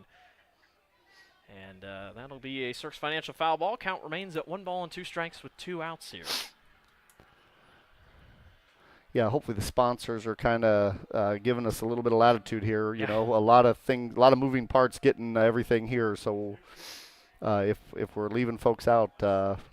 Vosberg gives it a ride to shallow right field. Right fielder gets underneath of it and makes the grab for out number 3. All right. Grinnell puts up one but leaves one on base, and we are tied 2-2. We'll see you in the top of the 6th. Grinnell and Carlisle tied at 2 apiece. This is a story about signs. It's also a story about people's experiences. The humble sign. They are everywhere. But signs are more than just a plaque on the wall, an arrow, or letters on a building exterior. Signs help you leave a legacy or start a new chapter in life. All those signs have to start somewhere, and that's where we come in. We're your trusted partner in everything signage and graphics. Big signs, little signs, ADA, routed, dimensional, digital, environmental graphics, monument, donor and history recognition. We do them all. And more importantly, we work with you to understand what is best for your location, budget, brand, and building code. You don't need to be an expert in design, wayfinding, zoning, materials, installation, or ADA compliance. We'll be your trusted partner throughout. Because signs do more than point the way. They help the world make sense.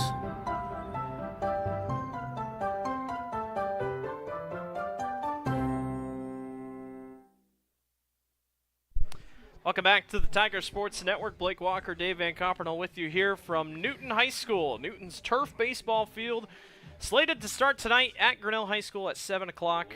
The thunderstorms came through, pushed it back to 8 o'clock, and there was too much rain on the field, so we made the quick trip up to Newton, as Newton was able to graciously let us use this field tonight. As this is number 25, Carson Guthrie will be the one to bat. I'll pull him up so I can get him back around on your screen here for YouTube. I want to thank everyone for watching on YouTube. I want to thank everyone for listening on our radio station tonight. Still getting used to using radio because I've been doing video and still do video for such a long time. First pitch by Levi Jack is in there for strike one. We're tied 2-2, and things get interesting here as Grinnell right back into it. Yeah, that's got to feel good for the boys and kind of reset and restart. 0-1 pitch sent to right field. Brady Kaufman can't quite get to it. Man, he made an effort for it, and he just dropped it. Still strike two on a Cirques Financial foul ball. But Doty almost got it on the ricochet. Those are two very fast dudes running after it. So now Carson Guthrie will sit back into the box here. So this Guthrie at the plate kind of confirms what we thought. It looks like Shepard's done for the night. I hope he's okay. If anybody can kind of give us a report or an update, that would be great. Swing and a miss, strike three. Michelle Dance Academy strikeout for Levi Jack. And one out is down. Couple score updates from around 3A tonight. Central with DeWitt defeated Mount Pleasant. They were smart and started at 4 o'clock. Algona defeats Boone 2-1. Bishop Heelan defeats Lamar's 9-8, and Pella leads Winterset 7-3. No other updates for you. This one grounded on the hop. Throw from third to first in time for out number 2. Isaac Burke lined right to the third baseman, and Grinnell makes a great play. And Dave, just like that, that's 2 outs. A nice job again by Niffen there at the hot corner. Gets it across to Koff for that second out, and Levi's settling in here. Like I said, sometimes it takes him a little bit, a few pitches, a few innings to get the motor going, and then once he gets dialed in, he is awesome to watch. He's 38 pitches in. Evan Truitt is now into the box here for Carlisle with nobody on and 2 outs, and Truitt fouls this one back for another Cirques Financial foul ball back behind us. 7 o'clock on Wednesday. If Grinnell wins, they will host, and we'll be right back on our platforms here. 0-1 pitch outside, still a long way to go. If Pella wins, Carlisle would go to Pella. If Pella wins and Grinnell wins, Pella would come to Grinnell. 1-1 pitch outside, 1 ball and 2 strikes, or 2 balls and 1 strike. A lot of people thought Pella probably should have been the 1 seed. It's crazy because Pella is ranked higher than Grinnell. It's just kind of how it shook out. It's weird. 2-1, and that one hits the batter. And Evan Truitt will take his base. But when the rankings came out and when the postseason came out, Grinnell was higher than Pella. So that's just kind of how it worked. Yeah, it depends what ranking system you're they using. had, yep. But the Varsity Bound Power Index, I believe, has Pella ranked higher than Grinnell, and the other one has Grinnell higher than Pella. The Iowa High School Athletics Association rankings, or the Iowa Coaches Baseball one, is that one gets away from the catcher, and the runner will take off from first and second. So Carlisle's got a runner up in scoring position. As I was saying, the IHSAA Coaches poll, which is usually what they go off of, has Pella at 9, Grinnell at 10. So just kind of a different thing. I know Pella fans probably not too happy about it, but Pella's had Grinnell's number in the past. That's who beat Grinnell to make it to the state tournament last year. Well, and I for several years, I think I went back. It's been a couple, yeah. I just think back. ADM has caught Grinnell. It's just been a tough couple years, but this has always been a tougher game. Just Grinnell to then get a chance to go, as that one's fouled back. 1 ball and 1 strike here. Like I said, not to get ahead of ourselves, but I believe I traced it back. I think Pella got us the last 3 in a row. Yeah. So I don't think Penn and some of these seniors have gotten past them yet. 1-1. Got to get past Carlisle. That is sent in the gap to right field. That's going to get down. Runner turns on it from third. There will be no play home, and Carlisle takes the lead 3-2 over Grinnell off the bat of Owen Johnson. Perfectly placed, and just like that, the Wildcats have back the lead. Batting for the Wildcats, the catcher number 10, Logan Hart. And with 2 outs, Grinnell thought they were going to get through that inning pretty well, but just really nice hitting by Carlisle, and that's their 3rd hit of the night. Wildcats have the lead. And this is Logan Hart up to bat. And Hart gives it a ride to right field. Trouble. Derek Doty got it. Gets underneath of it and makes the ground. Woo, he had to come a long way for that one, too. Number 2. Good job, Derek. Wildcats leave 1 on base, but they score 1. And they lead 3-2. We'll see in the bottom of the 6th. Carlisle leads Grinnell. We're helping build your dreams at the Proline Building Company. Quality that you can trust in every building we construct. Proline is the place to know. We're committed to helping your dreams grow. We're helping build your dreams at the Proline Building Company. Life at the Mayflower community can be anything and everything you want it to be. From their first-class facilities featuring traditional apartments, patio homes, and the newly added water tower apartments for independent living, to the healthcare services including assisted living, healthcare center or rehab, complemented with food service options, exercise areas, administrative and nursing staff support, and the beautiful campus scenery. Visit today or give us a call and you will find out quickly that the Mayflower community is a place to call home. Welcome back to the Tiger Sports Network. Blake Walker, Dave Van Copernell with you here. We are in the bottom of the 6th. All innings brought to you by Brent Nichols State Farm.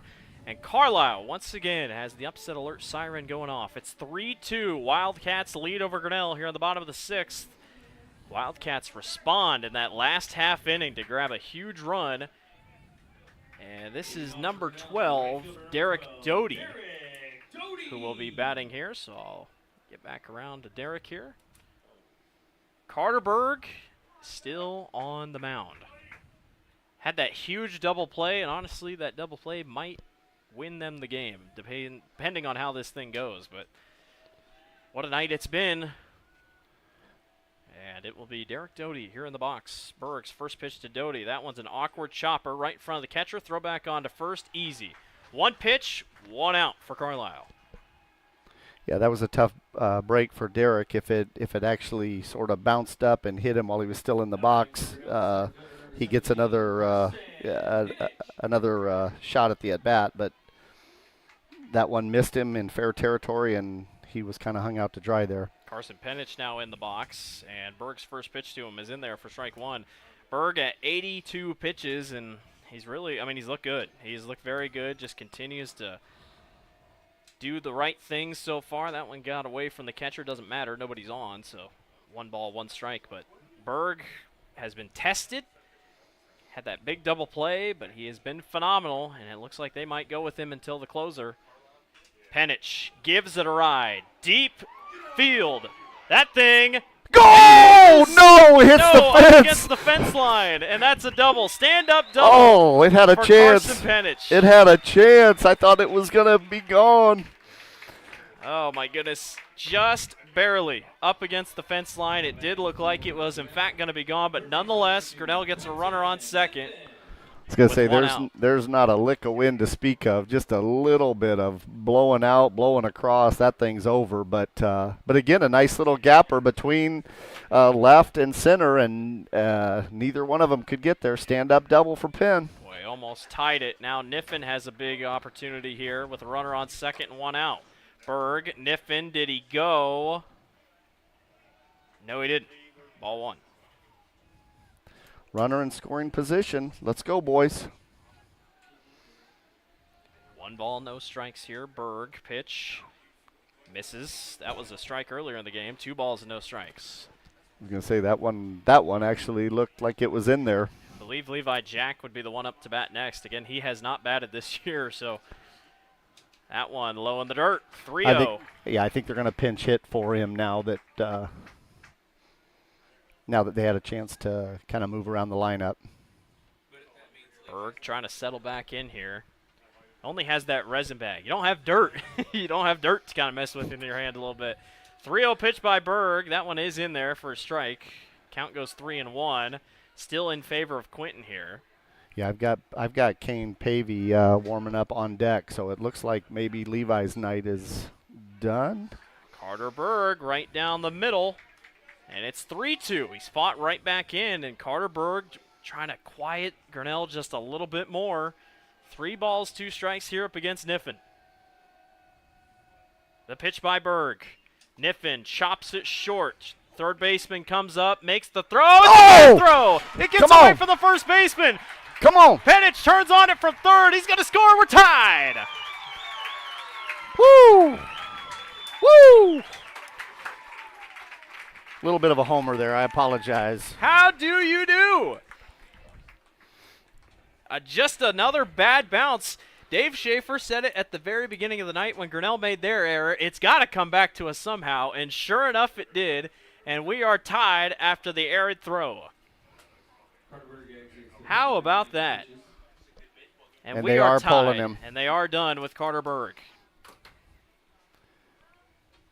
Tip of the hat to him, though. Incredible job. I will give him, as I've given him praise all night, I haven't wanted to come across any other way.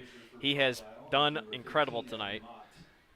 Yeah, just those, a couple of errant throws there from the bump, but other than that, pitched a heck of a game for him. So do we want to check who is pitching right now? This is Evan Mott. Evan Mott is your pitcher now for Carlisle. So let me change that thing up there and hit submit. I'm getting it, kind of. So now, still 1 out and still a runner up on second. That thing, I look back to Carson, but that thing must have really gotten away from the first baseman for Grinnell to all the way get around. But well, again, that's kind of the problem with turf. I mean, yeah. and the dimensions of this field are different. So that right hand side of the diamond there's a lot of room between the first and fence. And when that ball squirts away, it's gonna roll for days. Evan Mott making his 7th appearance this year, a 1-4 record, 25 innings pitched. He's given up 33 hits. That is tied for most on the team. Given up 20 runs, 12 strikeouts, and a 4.09 ERA. Grinnell wanted to see Carter Berg off the mound, and that's exactly what they get. And now a chance to try to take the lead here. You don't want to have to go to the bottom of the 7th, but you have that as a backup. Grinnell is the home team, despite us being here in Newton, obviously, but you got to give credit. This has been a phenomenal game. This is what you expect out of the postseason. You just expect really good baseball, and it's exactly what we're seeing here. Yeah, it's fun. It is. It's fun. Yeah, and just looking at this, what we're seeing here, it looks like Kane Pavey is coming back in. Harsheim is on deck, and so it looks like maybe Stenberg's going to kind of go back to maybe more of his traditional batting lineup. Kane Pavey now back into the box. Did not bat last time up, but I don't have to change anything on the screen now, so that's a plus. I see his dad down here with a camcorder. Natalie Pavey with Cirques Financial Services is down there somewhere. Love the Paveys. Phenomenal family. Good to see Kane doing well. 1 out and a runner up on second with 1 out. And Evan Mott in the mound, or on the mound now. Kane swings through that one for strike 1. That was a really good breaking curve or dropper right there for Mott. In there for strike 1. I think even if Grinnell doesn't give it any more, they didn't want to have to go into the 7th trailing. And they've done just that. 3 errors tonight on Carlisle. I'll update that on my board as that one's out and away for ball 1. Somebody was warming up in the pen. Let's see if we can get eyes on him. So marked three errors for Carlisle on the board tonight and 1 error for Grinnell. 5 hits for the Tigers, 3 for Carlisle. I'm just updating my stuff back up, and it's obviously 3-3. With the 1 out and a runner up on second as the catcher goes and has a chat with his pitcher here. Yeah, so Harms, looks like Harms was warming up there in the pen. And again, we got Pavey up to bat, Harsheim in the hole. So it looks like Coach is going to go back to kind of his main lineup here in the field and bats. 2 balls and 1 strike, or 1 ball and 1 strike, excuse me. Runner on second. Mott's pitch drops in for strike 2. Kane waiting for the pitch, but man, they drop in so easily. Yeah, he's got a nice little 12-6, Yeah, he does. and the bottom is just dropping out of that thing. Very good, very, very good. 1 ball and 2 strikes here, 1 out. Kane sets back into the box. Nice firm stance. And he swings and misses at that one. Goes down to get it for strike 3. And with 2 outs, it will bring up Easton Edelin.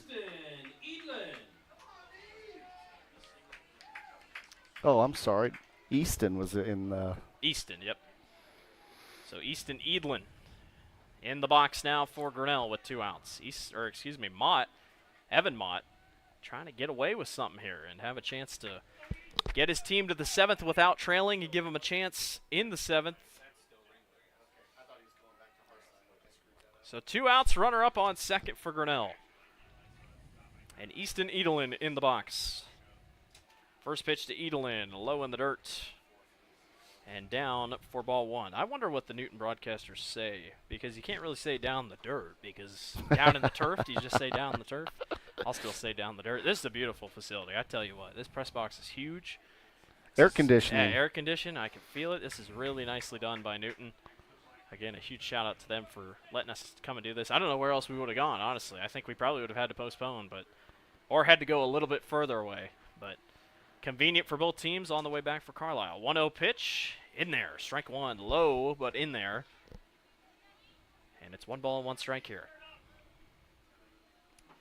Bottom of the 6th, tied at 3. Winner will take on most likely Pella. They were leading at the end of the 3rd. They're up 10-5 at the end of the 4th, so runs galore in that one. 1-1 pitch is out and away for ball 2. Sergeant Bluff Luton goes on the road and upsets Mock Floyd Valley. Yeah, they upset them, 3-0.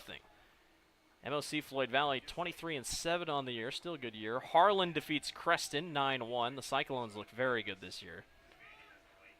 A lot of teams all around, not a lot of mid-state teams, Central Iowa teams, as that one drops in for a strike. 2 balls and 2 strikes here. The only Central Iowa teams left are Grinnell and Pella. That's it. Everybody else is on the corners. That's just 3A, I guess. 2-2 pitch by Mott. That one is sent to left field and drops right into the third baseman's glove. Grinnell leaves 1 on base, but they do score 1, and we're tied at 3. We will see you in the 7th. Grinnell and Carlisle tied.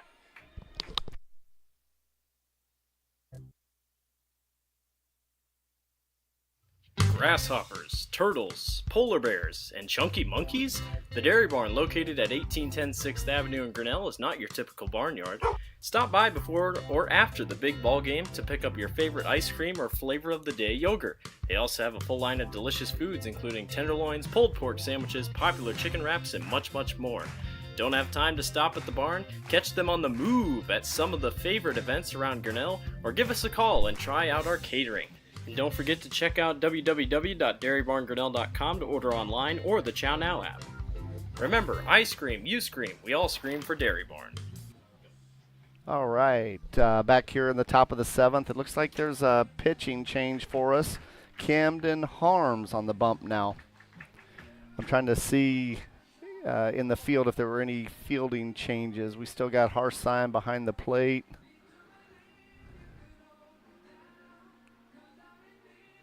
Everybody else looks the same. And for some reason, I don't have Camden on my score here, so I'll throw him in real quick. Tate Heidman is up to bat here in the top of the 7th. Inning brought to you by Brent Nichols State Farm. And Camden Harms is in as this one is fouled back to the net. Yeah, Carlisle's going to start off the top of the 7th with their 1-2-3. We'll start off the 7th with 9-1-2. Not a bad spot to be in if you're Carlisle, that's for sure. No balls, 1 strike here for Harms. Pitch on the way, swing and miss. Nice. Strike 2. Right down Main Street. Good job, Camden. Harms this year a 3-1 record, 4 saves, 33 innings pitched, 25 strikeouts, a 3.18 ERA. It'd be a save right here if he can hang on to it. No balls and 2 strikes, and Heidman will step away from the box for a quick time. Yeah, actually, he's positioned to win the thing if we can come back and put the go-ahead in front while he's on the bump. That one line right to the second baseman. Easy throw on to first. Nice pitch and catch by Grinnell. Down for out number 1. It'll bring up Carter Berg. Yeah, Vosberg to Koff, out number 1. Good job, boys. I just now realized that Berg, it says Brug. I'm pretty sure it said Brug all night. My apologies, Carter. So let me change that real quick. So Carter Berg, first pitch to Berg is outside for ball 1.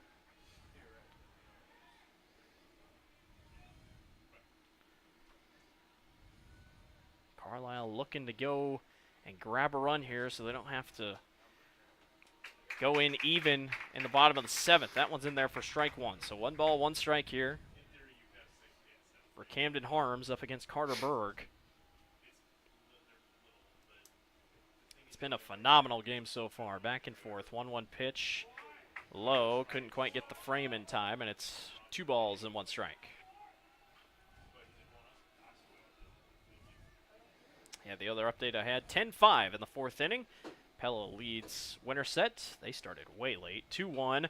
Popped up back behind us. A Cirques Financial foul ball, and it's 2 balls and 2 strikes.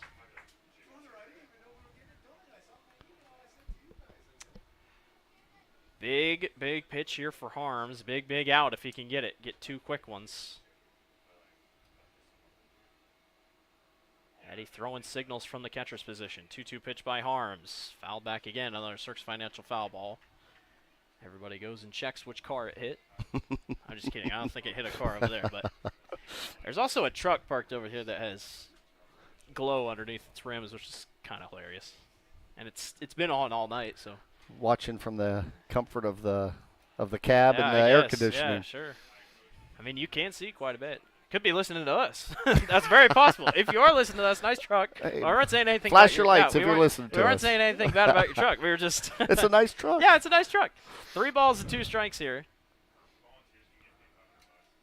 On the way, swing and a miss, strike 3. Nice job. Michelle Dance Academy strikeout. Nice job, for Camden Harms. And that's 2 quick outs down, and Cam Jorgensen will step up into the box.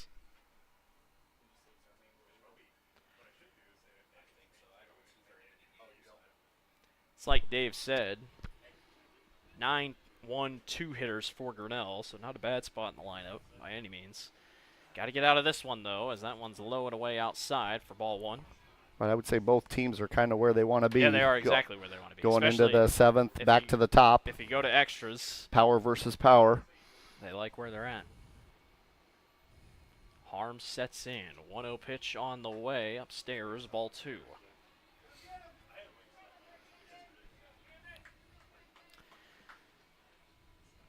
2 balls, no strikes here.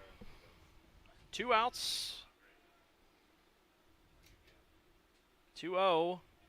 Catches the zone. Strike 1. Nicely done by Harms. And Jorgensen will set back in. Yeah, like we said, Blue's been pretty consistent on that low and away. He's been giving it all night. Might as well take advantage of it. Jorgensen sets back in. 2-1 pitch by Harms. Got it. Strike 2. Strike 2. Nice job. 1 strike away from going to the bottom of the 7th here for Grinnell. Harms has done a good job filling in here. Best case scenario, you don't have to use them the rest of the night. 2-2 pitch, sent on a line, center field, Penich underneath of it, it makes the grab. Nice job, Penn. Come on, number Bats. 3. Come on, right. Bats. We're going to the bottom of the 7th. We'll be back. Don't go away. Grinnell's got a chance to walk it off and move on to the district final. We'll be back. You're listening to the Tiger Sports Network. Hey there, I'm Joey Pollyi, third generation owner of Pollyi's in Grinnell. Since 1957, we've been serving you the flavors you savor. Dine in, carry out, or pick up our frozen pizzas for a night in. Our promise to you? Everything is made from scratch, and we only use the freshest ingredients, guaranteed. Plus, get your kids signed up for our Pags Pals program to get free pizza and shirts. Visit pollyeyesgrinnellia.com or ask your server how to sign up. See you soon at Pollyi's Pizza Grinnell on 5th Ave between Main and Broad Street. Jeff Finch here from West Finch Auto Plaza in Grinnell.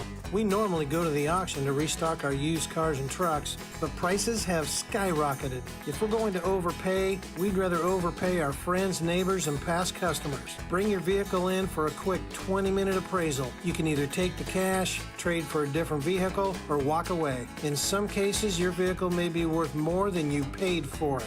See us at West Finch Auto Plaza in Grinnell or online at westfinch.com. Welcome back to the Tiger Sports Network. Blake Walker, Dave Van Carpenel with you here. Welcome to the bottom of the 7th inning. Grinnell and Carlisle tied at 3 apiece. The winner is on to the Class 3A, what district? Region 7. Region 7.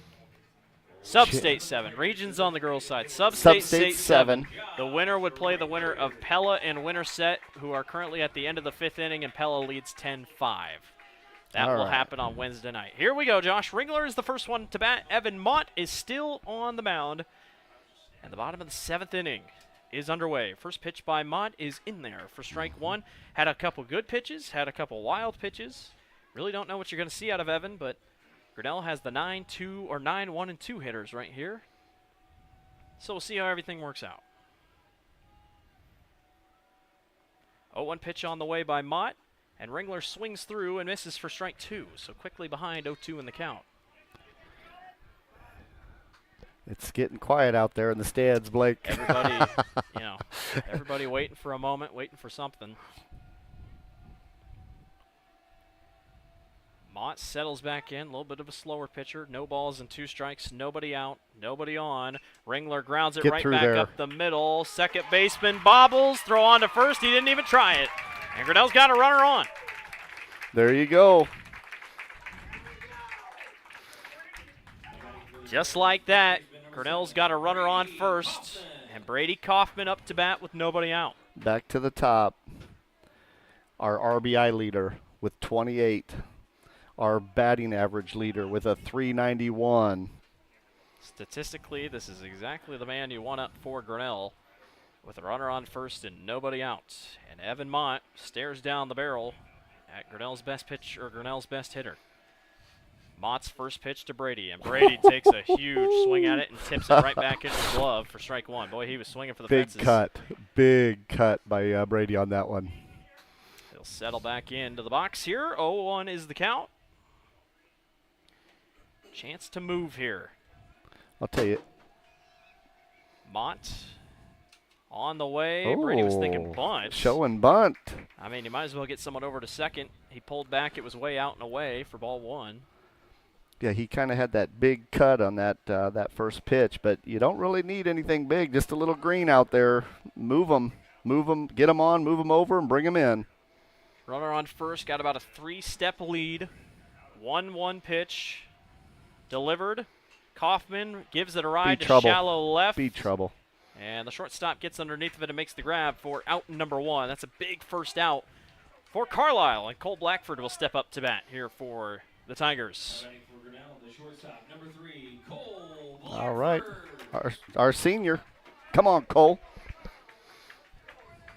Blackford will step into the box here. Grinnell wins. He'll be the one pitching on Wednesday night. He'd love to get another chance to pitch one more time here, or at least one more time in his career here as a Tiger. Runner on first with one out. First pitch to Blackford, and that was perfect, but he swung right through it. Strike one. Evan Mott starting to figure things out here on the mound. Cole taps the home plate, settles back in. No balls and one strike here, with one out and one on for the Tigers here in the bottom of the 7th. Blackford watches that one go through. The catcher couldn't frame it enough. That's ball 1. That's been a strike quite a few times tonight, but not that time. And it counts even at 1-1.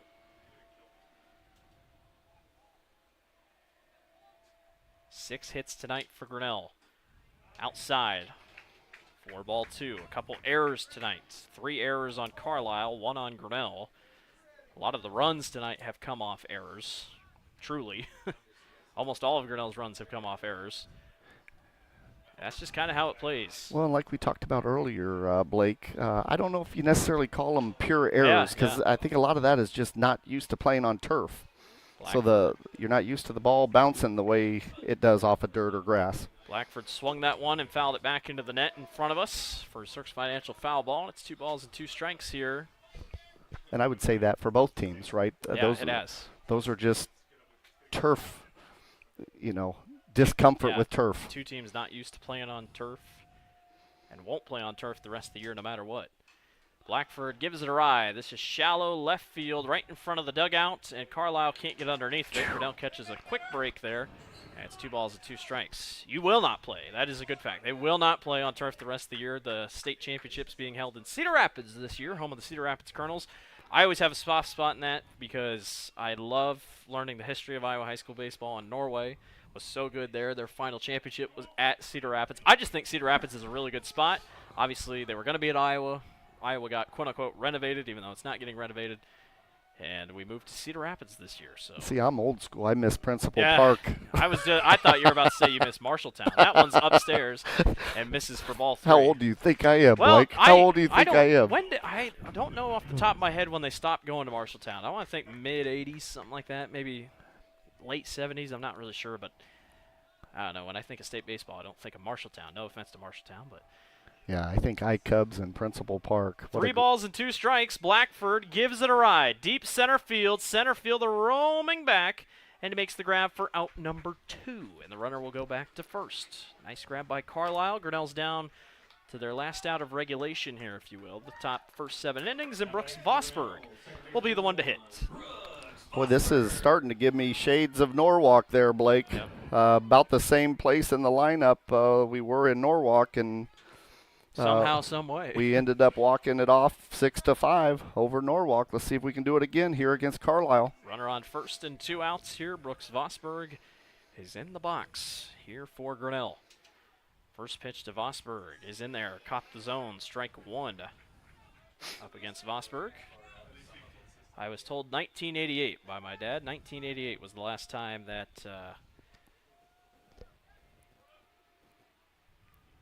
my dad says 1988, but then Jennifer Stallman just says 1991, so I got conflicting reports here.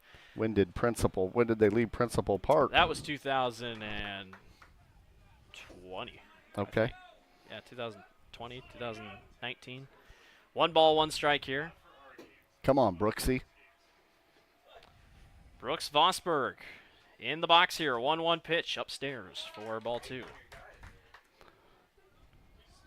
Little chin music there. Maybe lean in a little bit. Yeah. We've seen a couple guys hit tonight. That's just kind of been how it is. Whatever it takes. 2 outs and a runner on first for Grinnell here in the bottom of the 7th. 2 balls and 1 strike. Pitch on the way by Mott. That one's fouled out toward the parking lot, and it'll be 2 balls and 2 strikes. And we're headed toward extra innings here in this one. As expected, this has just been a back-and-forth baseball game. I don't think so. It's got to go for something here. We're not done with the 7th yet. 2 balls and 2 strikes here for Vosburgh. Does he got any magic left in him here for the postseason? Evan Mott in the circle. Pitch on the way. Vosburgh swings and misses for strike 3. They throw to second. Not like it mattered. As that will do it for that half inning, and we are headed to the 8th. Grinnell and Carlisle tied at 3. We're going to extra innings here at Newton. Every sunrise offers new opportunities to dream big or to take that next small step. Every sunrise is another chance to build on the one before or to start with a clean slate. Because every sunrise is tomorrow's promise made real. And Grinnell Mutual is tomorrow's promise protected. Trust in tomorrow and contact a Grinnell Mutual agent today. At Ramsey Weeks, it's the synergy of insurance and real estate that makes our local office vibrant. At Ramsey Weeks, our success depends on yours in buying or selling property, in insuring your car, home, farm, or business. In your time of need, our success depends on yours. Ramsey Weeks Insurance and Ramsey Weeks Real Estate, 715 5th Avenue, Grinnell. Welcome back to the Tiger Sports Network. Blake Walker, Dave Van Coppernell with you here this evening from Newton High School as Grinnell is tied with Carlisle 3-3. Welcome to the top of the 8th. Hayden Mowinkle had a deep one to right field that was caught last time up. The Wildcats trying to pull the upset here against Grinnell, quote-unquote, on the road. We were supposed to play tonight at Grinnell High School. The Storms rolled through.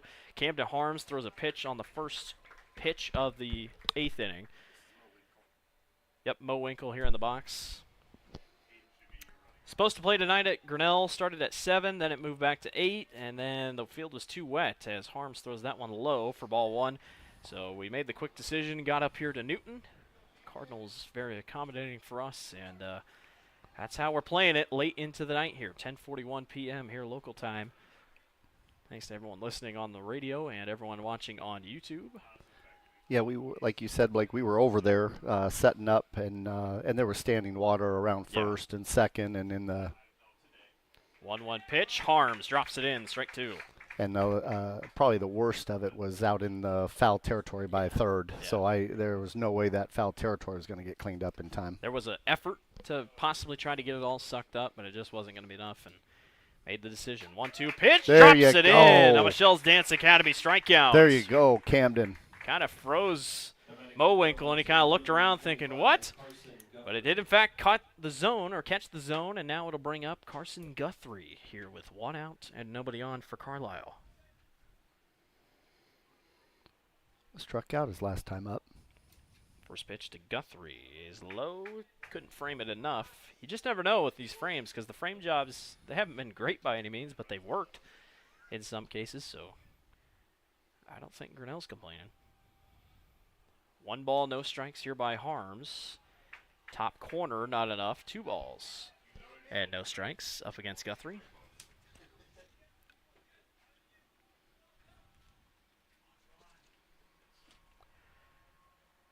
(2-0). Again, not low enough or not high enough, and that's 3 balls and no strikes here. Grinnell got 1 out, so that's a plus. You at least have that 1 out on the board. These two teams played earlier this year, and Carlisle gave it to Grinnell. A 12-0 beating for the Wildcats. Much different story this time around as Harms finally catches the zone for strike 1. Guthrie wasn't going to swing. He'll set back in here. Yeah, I think they 10-run ruled us after 5 earlier. 3-1, right down the middle, evens it back. 3 balls and 2 strikes here for Carson Guthrie. 3-3, top 8 here. 3-2 pitch. Got Swing him. And a miss. Strike 3. A Michelle's Dance Academy strikeout for Camden Harms, who fights back down 3-0, and that's 2 quick outs on the board. And Isaac Burke will step up to bat. These freshmen They're freshmen have really stepped up this year They for the are Tigers. First pitch on the way to Burke, and that's down Main Street. Strike one. Camden trying to get in rhythm here. Yeah, very composed early. Looks pretty comfortable and relaxed out there. Back and forth game it's been. Nobody on, 2 outs. Foul tip back. Storks Financial foul ball. That's 2 strikes. Carlisle 0-2 now. Grinnell trying to send this thing to the bottom of the 8th. See if I got any updates for you on Pella. Most of the games, we are the only game left besides Pella in 3A that wasn't postponed. That one is foul, deep right field. Storks Financial foul ball.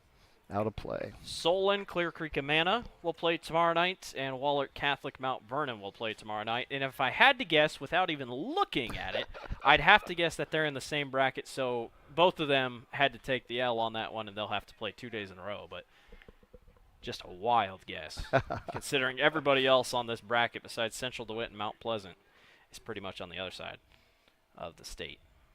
No balls, 2 strikes, and the batter, Isaac Burke, will call time and step out of the box. Grinnell wins. We'll be back on the air on Wednesday night at 7 o'clock for your district final with a chance to go to the state tournament. Some Grinnell athletic team hasn't done since 2019, trying to break the curse, drought, whatever you want to call it. Getting close again. 1 ball, 2 strikes. Got to get through tonight. That one's lined right back up the middle. Nobody's home for Grinnell. That will be down for a hit for Isaac Burke. And a runner is on with 2 outs. Carlisle scored in the 6th this way with 2 outs. So Grinnell's got to stay patient here with a runner on first. And Evan Truitt will step up to bat. Yeah, Truitt was hit by that pitch last time.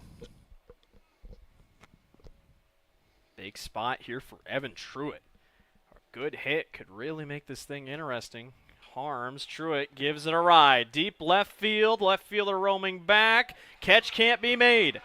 And the the runner on second decided to go late. He still gets to third base, but my goodness, the runner from Carlisle that went from first to second, he missed the bag, so he had to go back to get it.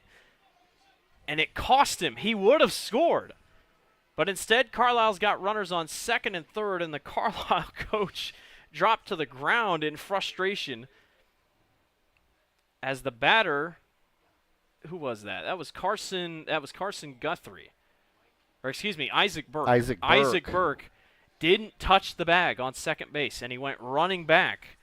That thing was gone. Left field just went over the left fielder's head, bounced against the fence, and Isaac Burke tripped and didn't get on second base, and he knows it. They would have scored if he didn't, and Grinnell catches a huge break.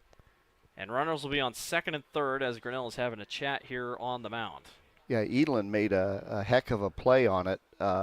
Tracked it well, dove for it, just missed it, and it kind of bounced up against the fence. Got it in, but I tell you what, I know it's frustrating for Carlisle and Isaac Burke, and he's still frustrated with himself, but at least he went back and touched the bag. Would have been way worse. If he didn't touch the bag, it's just an out. But it would have been, it would have been out number 3, and that would have been it for Carlisle. So right, still if they saw it. If they saw it. But still a heads-up play by Burke to get back. And Carlisle's not done. 2 outs. That's how they scored in the 6th. First pitch on the way to Evan Truitt, this is Owen Johnson. Yep, Owen Johnson. The third baseman. So runners on. 2. Let me get my thing straight. Runners on first and second second and third with 2 outs, and this is Owen Johnson. 1 ball and no strikes. Carlisle trying to take the lead. That pitch is in there. Strike 1. Yeah, we got Burke at third, Truitt at second, and Johnson at the plate with 2 outs. Could Carlisle's error, not really an error, just a mistake, cost him here, or will they get over Grinnell? 1-1 pitch. Low, low, low, and that is in for ball 2. Harms trying to settle in. Obviously not an easy position for him with runners on second and third. And Logan Hart, the catcher, on deck. 2-1. Low again. I almost wondered, did he just walk him here? 3-1 here for Harms. He was down 3-0 earlier. Came back for a strikeout. 3 balls, 1 strike on the way by Harms. Nice. Catches the zone, strike 2. The runner or the batter, Owen Johnson, almost started taking off to first. The count is full at 3 balls and 2 strikes. Harms has a chance to send Grinnell to the bottom of the 8th. Sit him down, Camden. Runners on second and third. Carlisle knocking on the door. Sit him down. 3-2 pitch by Harms. Chopped foul, and man, Johnson reached for it down the right field line. Oh, it hit the light out there. Dang, I didn't even see that. Hit the light, the lower light of the light pole. Might have busted a bulb on that one. New field and Newton's light just we're takes already a hit. tearing it up. Ah, man, can't be doing this. Count stays at 3-2. 3-2 pitch by Harms. Popped up. Call it. Infield. Come Brady on, Kaufman calls everyone off, and it's caught. Grinnell There you gets out of the go. half inning, and we're going to the bottom of the 8th. And boy, what a break by Grinnell, as the mistake by Carlisle's Isaac Burke gives Grinnell a hold. 3-3, we'll see in the bottom of the 8th. Hey there, I'm Joey Pollyi, third-generation owner of Pollyi's in Grinnell. Since 1957, we've been serving you the flavors you savor. Dine in, carry out, or pick up our frozen pizzas for a night in. Our promise to you? Everything is made from scratch, and we only use the freshest ingredients, guaranteed. Plus, get your kids signed up for our Pags Pals program to get free pizza and shirts. Visit pollyi'sgrinnellia.com or ask your server how to sign up. See you soon at Pollyi's Pizza Grinnell on 5th Ave between Main and Broad Street. Jeff Finch here from West Finch Auto Plaza in Grinnell. We normally go to the auction to restock our used cars and trucks, but prices have skyrocketed. If we're going to overpay, we'd rather overpay our friends, neighbors, and past customers. Bring your vehicle in for a quick 20-minute appraisal. You can either take the cash, trade for a different vehicle, or walk away. In some cases, your vehicle may be worth more than you paid for it. See us at West Finch Auto Plaza in Grinnell or online at westfinch.com.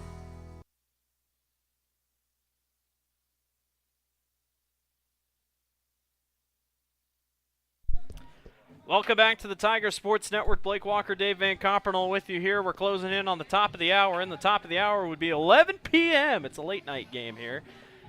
A special Monday Night Baseball edition here for Grinnell. We're in the bottom of the 8th. This inning in total brought to you by Brent Nichols State Farm. Owen Johnson is on the mound now, the sophomore, making his fourth appearance on the year. 7 innings pitched, a 0.95 ERA. He's only given up 7 hits.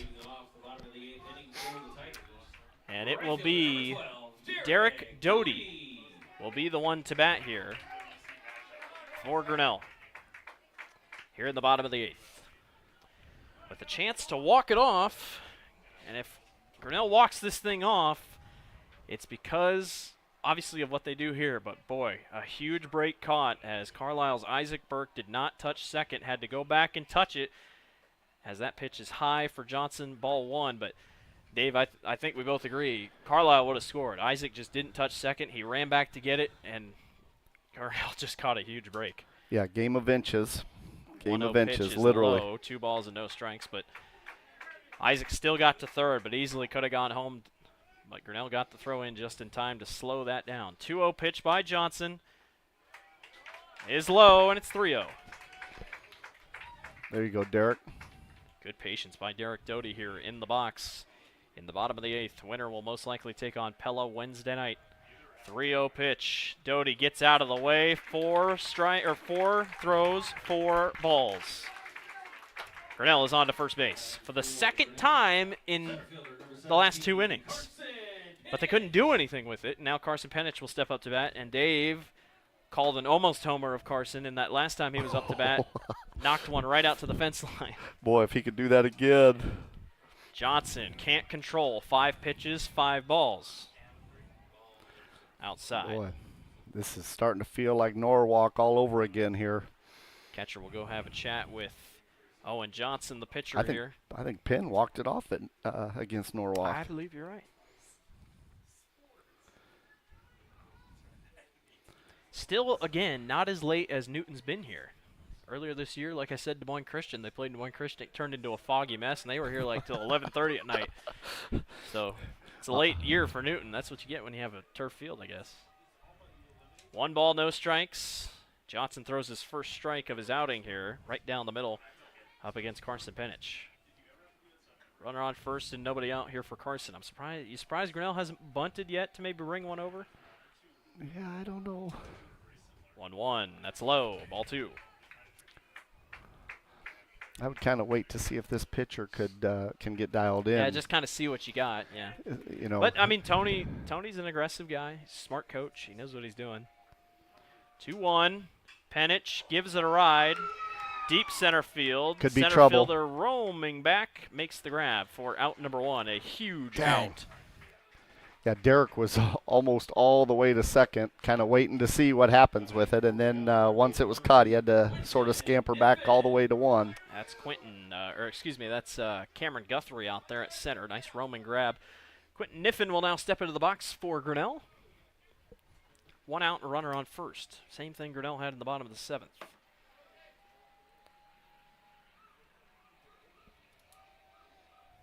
First pitch on the way to Niffen.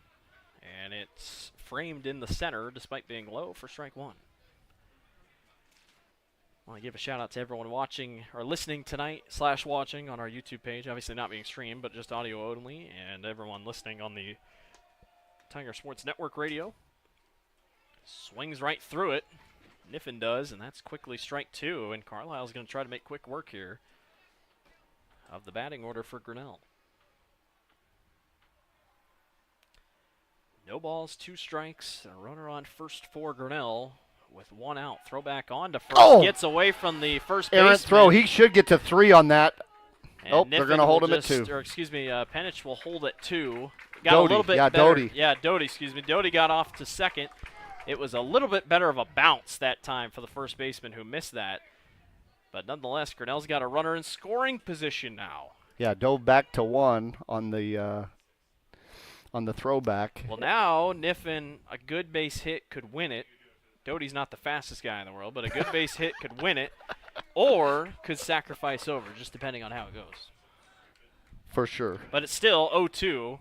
Johnson has a really good chance here to slam the door. 0-2 pitch by Johnson is low. Catcher jumps on top of it. It bounced right in front of the plate, but he made a good play. And it's 1 ball and 2 strikes.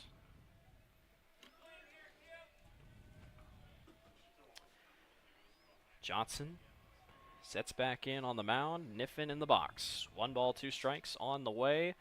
That one's in there. Strike 3. Niffen watched it go right by. And 2 outs down. Runner on second, and it brings up number 4. This is... I just had it up. Camden Harms, our pitcher.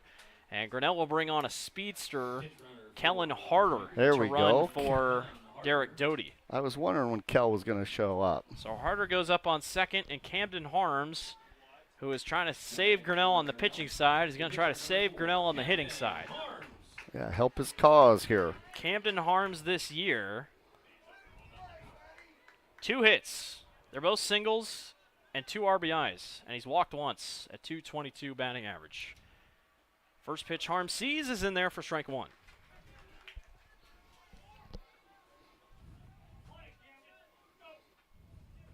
Harms back in, no balls and 2 strikes. Pitch. Johnson waiting. Thought about going back to second. Nope, he'll step off the bag. You got a speedster up on second. It's kind of causing Johnson to rethink a couple things here. No balls and 1 strike here. Johnson's pitch on the way. It drops to the top corner but misses. And it's 1 ball and 1 strike. A little breaking ball, kind of hung up there. Missed high. Kel's at second. That one goes high, misses, gets away from the catcher. Harder is on to third. 1 more of those, and Grinnell wins the ballgame. I was going to say, you got probably the fastest kid on the team at third right now, so just anything. It'll be 2 balls and 1 strike here. 2 outs. Or 2 outs, excuse me. 2 balls, 1 strike, 2 outs. And Camden Harms. Yeah, and Harms is up to bat. Set to help himself here. Come on, Camden. Only has 2 hits this year. Doesn't really need a hit. He can just be patient if he wants. 2-1 pitch by Johnson. That one's fouled, and the count is even at 2-2 on a Cirques Financial foul ball. Grinnell's down to their last strike here in this half inning. If not, we are going to the 9th. Johnson settles in on the mound. His 2-2 pitch is in there, dropped, but still a strikeout, and Carlisle shuts the door. Grinnell leaves one on base, and we're going to the 9th. 3-3. Grinnell and Carlisle tied. Every sunrise offers new opportunities to dream big or to take that next small step. Every sunrise is another chance to build on the one before or to start with a clean slate. Because every sunrise is tomorrow's promise made real. And Grinnell Mutual is tomorrow's promise protected. Trust in tomorrow and contact a Grinnell Mutual agent today. We're helping build your dreams at the Proline Building Company. Quality that you can trust in every building we construct. Proline is the place to know. We're committed to helping your dreams grow. We're helping build your dreams at the Proline Building Company. Welcome back to the Tiger Sports Network. Blake Walker, Dave Van Compernel with you here this evening. Welcome to the top of the 9th inning. This inning is brought to you by Brent Nichols State Farm. If it's your first time watching state baseball in general here in the state of Iowa, we don't go to 9 innings. We're in extra innings. We go to 7 in the state of Iowa. We're in the top of the 9th. Camden Harms back up to bat. Carlisle still trying to hang in here and upset Grinnell, the 1 seed here in this sub-state bracket. As we'll see how this thing shapes out. Both teams have had plenty of opportunities tonight, but just been one of those nights, if you will. And I believe we got a pitch hitter here for Carlisle. This is number 23, Mason Inman. Inman is a junior, and it's kind of crazy he hasn't played tonight. This is his 29th appearance on the season. 9 hits, all of which, or 10 hits, 9 of which are singles, 6 RBIs. He's a 169 hitter. So this is not Owen Johnson. This is Mason Inman, the junior, up to bat here, and Harms still on the mound. First pitch by Harms misses for ball 1. And no, we're not in the 9th inning, and it's 11 o'clock because we're in the 9th inning. But of course, the game that we start at 8:45, 8:40 at night goes this long. 1-0 pitch is dropped for 2-0. Just any mistakes here late can cost you, and there's been plenty of chances for both teams. It's just been one of those games. Carlisle trying to pull the upset tonight. 2-0 pitch, and Harms can't grab it. 3-0 quickly for Camden Harms. Grinnell looks like they're going to warm up another pitcher. That is number 20, Trenton Holes. Harms catches the zone. Strike 1. He's fought back behind before. Trenton Holes, 2-0 on the season, 2.62 batting average, or ERA. 3-1 pitch, swing and a miss. Right down the middle, up against Inman, and it's full count, 3-2. This could be a big, big play here for Camden Harms to at least get that big first out. 3-2 pitch, foul tip back. It was right down the middle, too. Cirques Financial foul ball. Yeah, that Trenton Holes, Blake, he's kind of, Stenberg's been kind of bringing him up late, and he's been doing some good work for him here late in the season. Kind of a late bring up from JV. Full count, 3-2 pitch, popped up in the center field line. Camden Harms makes the grab. It wasn't pretty, but he made the grab. And first out of the inning. Yeah, Harsheim and Harms kind of both tracked that, and Harms called him off and made the play. So this is Tate Heidman. Yeah, back to the top. Yep. Yeah, Inman pinch hitting for Logan Hart, the catcher. We'll see if Inman comes in to catch. Heidman's got power. And he does right there. Lines it into left field. That's going to go all the way against the fence, and this should be a double for Heidman. He'll turn on first and will slide into second base, and Tate Heidman is on with a double. Great start there for Carlisle. Grinnell lucky that they got the out, that's for sure. But a double for Heidman. Carter Berg will step up now for the Wildcats with a runner in scoring position. You feel like the next score for either team, obviously for Grinnell, but a score here for Carlisle very well could get it done as that one gets away from the catcher, and Heidman will take off to third. And with one out, Carlisle's got a runner on third base.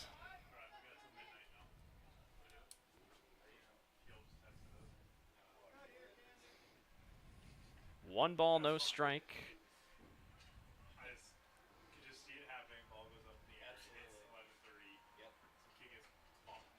Harms here on the mound. One ball and no strike. Swinging after it is Carter Berg, and it's even at 1 ball and 1 strike. That runner on third is going to be really tough.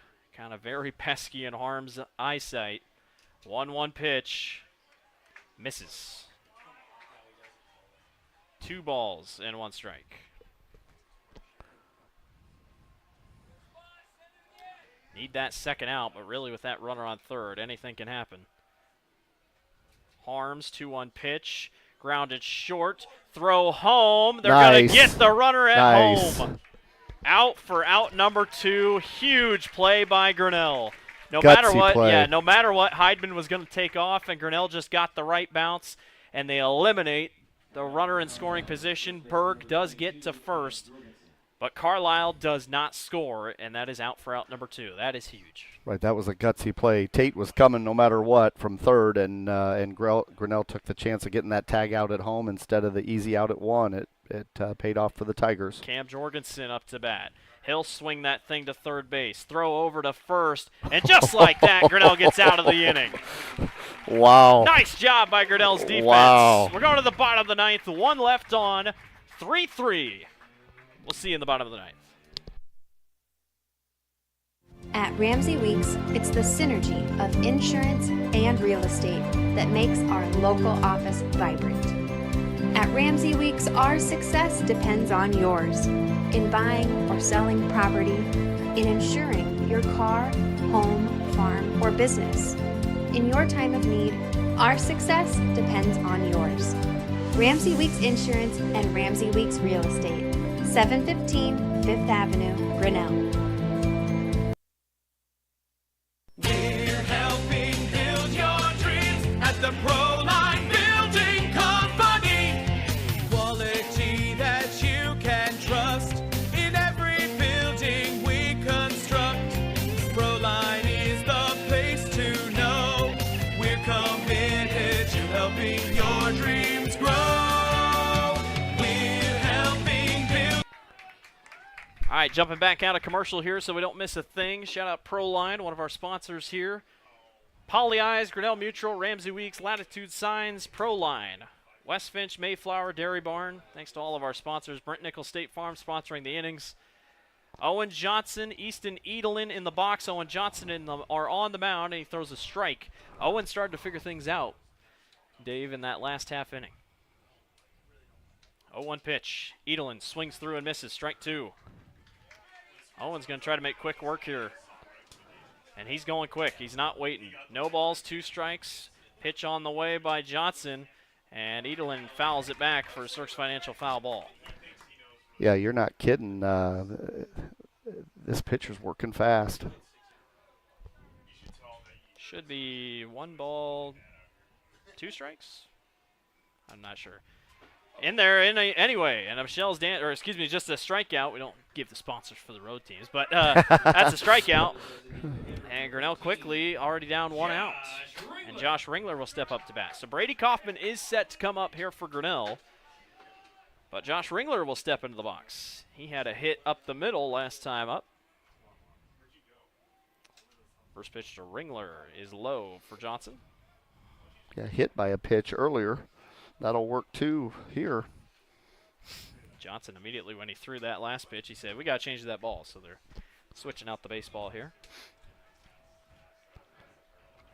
1 ball, no strikes on the way. That one's low in the dirt. 2 balls, no strikes here up against Josh Ringler.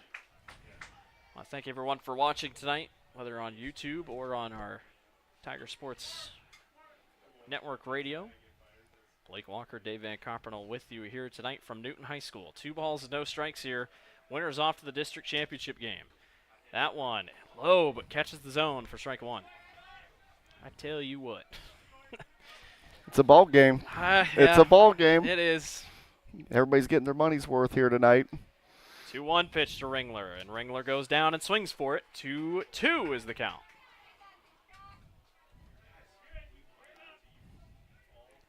Got to give credit. Carlisle's pitchers have hung in. I mean, they've all been very good, getting strikeouts when it matters. Very calm, composed. I've just been very impressed. Yeah, 2 balls and 2 strikes. Pitch on the way by Johnson. And it's framed. Somehow framed, and it's a strikeout for Carlisle. And just like that, 2 outs down already. And Brady Kaufman will step up to bat with 2 outs and nobody on for Grinnell.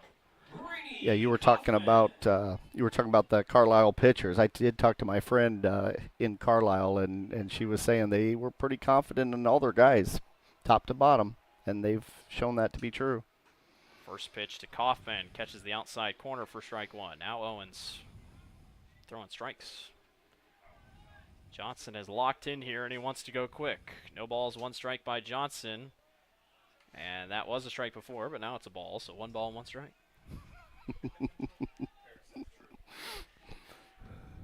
Everywhere.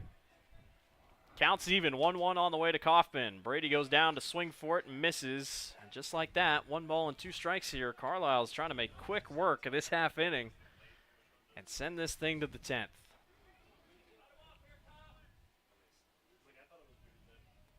Johnson sets back in on the mound. Brady in the box. 1-2 pitch, he delivers. Kaufman gives it a pop-up back behind us for a Source Financial foul ball, and it's 1 ball and 2 strikes once again.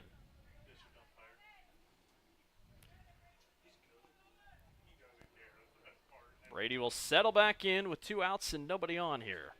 Carlisle going to try to send this thing to the top of the 10th. The 1-2 pitch by Johnson is outside for 2 balls and 2 strikes.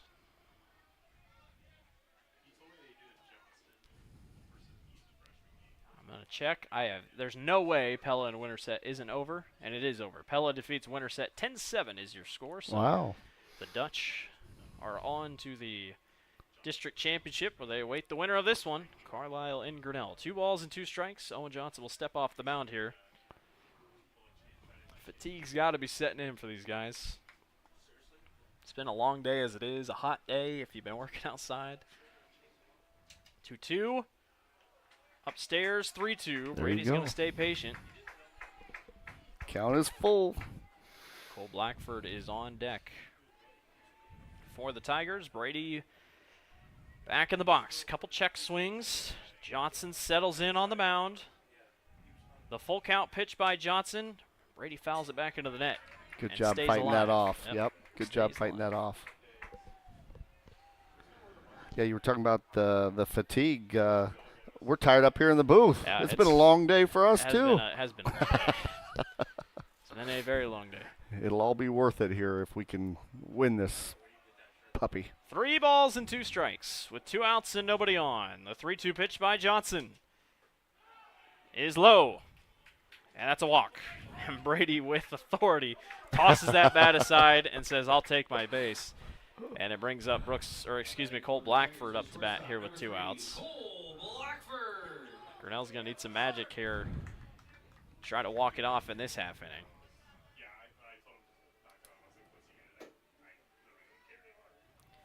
Cole adjusts the hat. Owen Johnson gets a little bit of that resin bag. Gets a little bit more grip on the hands. Brady back on first. They'll throw back to first and try to get him, which is kind of surprising considering a couple errant throws here by both sides. I mean, right. Good point. Give up a couple. You never know. Give up an easy play, but Obviously, he's not scoring on an arid throw from first.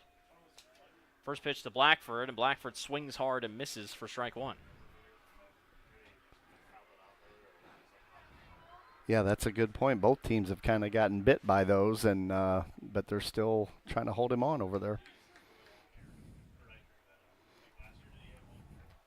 No balls and 1 strike, 2 outs, and a runner on first for Grinnell. 0-1. Blackford gives it a ride, deep left field. Left fielder roaming back, and he makes the grab for out number 3. Wow. That would have ended the game. That would have ended the game if that got over his head, but it did not. And we are going to the 10th. 3-3, Grinnell and Carlisle tied. Life at the Mayflower community can be anything and everything you want it to be.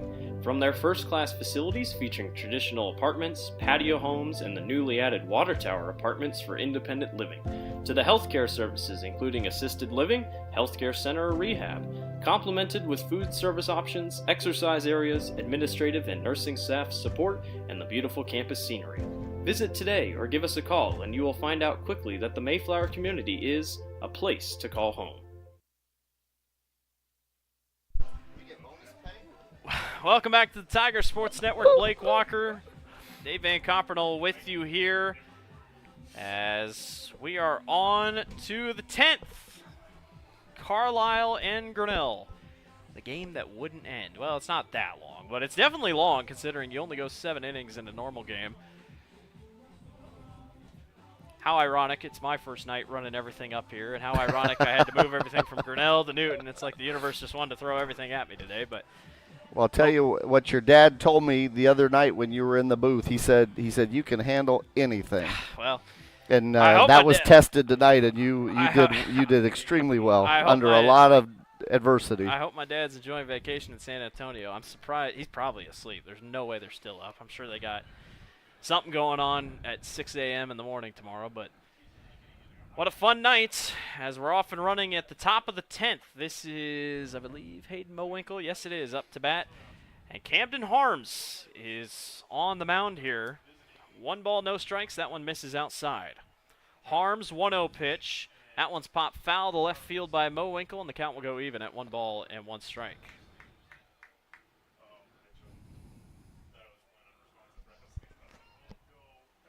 Both teams, you got to give credit, have not given up all night long. They've been on top of things.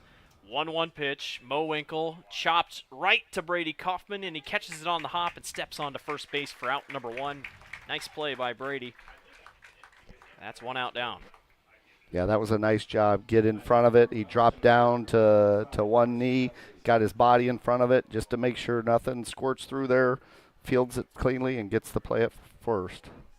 And obviously no video, but I can't overstate, Grinnell almost ended that game. That left fielder, if he would have missed, Grinnell would have scored easily, as that one misses on the dirt down low. This is Carson Guthrie up to bat.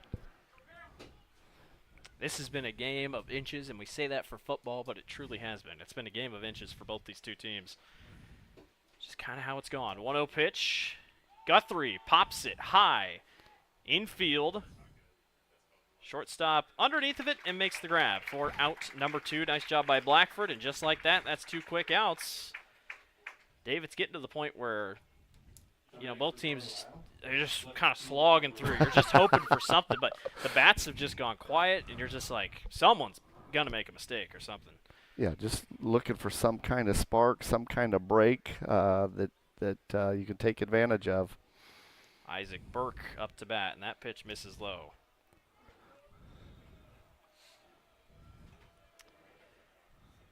One ball, no strikes here for Harms. Trying to get out of this half inning and send Grinnell to the bottom of the 10th.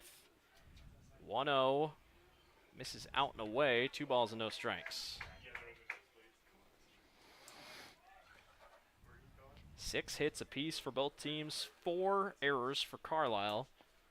Just 1 for Grinnell. 7 left on base for Carlisle. 5 for Grinnell. Harms goes low again. It's 3-0. Behind in this one. 3 balls and no strikes. Both teams tonight have been really good with 2 outs, especially Carlisle. Carlisle's been very good with 2 outs tonight. And Isaac Burke settles back in and really doesn't have to swing at this one if he doesn't want to. 3-0 pitch by Harms is outside, and a 4-pitch walk puts Isaac Burke on first base, and a good hit here by Evan Truitt, who had a hit to left field last time. Could score it. And if I'm not mistaken, I think Truitt was the hitter when Burke didn't hit second base. You are correct Yeah, on so, that. I mean, Yep, you are absolutely correct. He's got power. Grinnell's got to be careful here. First pitch to Truitt, and he watches it go right down Main Street for strike one. I bet Harms didn't wake up this morning and think he was going to pitch 61 pitches tonight, but that's what he's doing. He came in as a save pitcher in the 7th and has had to go all the way since. And you just got to be careful. You don't want to use everything up before Wednesday night against the Dutch. But you got to get there. Yeah, you do. I mean, you got to get there. That's the biggest thing, and you can't look ahead. And I know Grinnell hasn't looked ahead, but Carlisle's got big aspirations to be there as well. 1 ball and 1 strike here for Truitt with a runner on first, and that ball goes wide. And the catcher will have a chat here with our pitcher here with the 2-1 count. Yeah, this is where you got to do whatever you can to get there, and then just sort of regroup and figure out what you're going to do next. But you got to get this one first by any means necessary. Situation, 2 balls, 1 strike, 2 outs, and a runner on first here for Grinnell. Or excuse me, for Carlisle here in the top of the 10th inning. 2-1 pitch by Harms is out and away, and it's 3 balls and 1 strike. And Harms slipping just a little bit here. If we did go to the 11th, I'd be very surprised if he was still pitching. Because Grinnell's got to have something left if they do advance. Well, I think 3-1 out and away, and that's another walk. Ball 4. Runners on first and second now, and I don't see any changes here. I think Stenberg's seen 9 guys have got action this year, and Koff's back, so he's available for some pitches if you need him. So you still got folks you can go to if you need to, but hopefully we don't need to. Grinnell just had a quick chat there on the mound. Shortstop, third baseman, and pitcher all got together. Yeah, basically. Owen Johnson up to bat now. He's been pitching great, keeping Grinnell off the board. Yeah, basically force it any bag to get that last out. So get whichever one's closest. Base hit undoubtedly gives Carlisle the lead, and Harms misses outside again.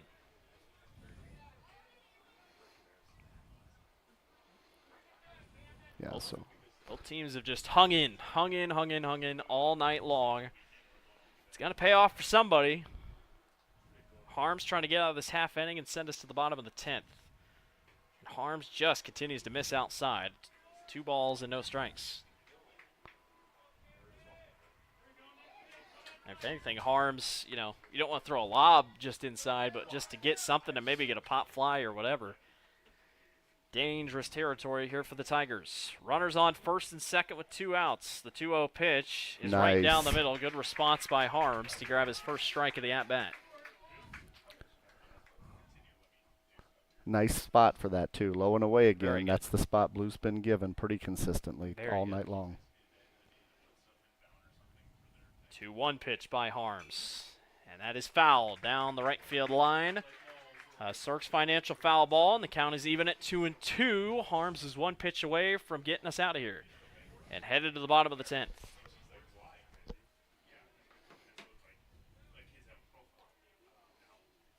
Wildcats knocking on the door. 2 balls and 2 strikes here by Harms on the way. This is sent left field.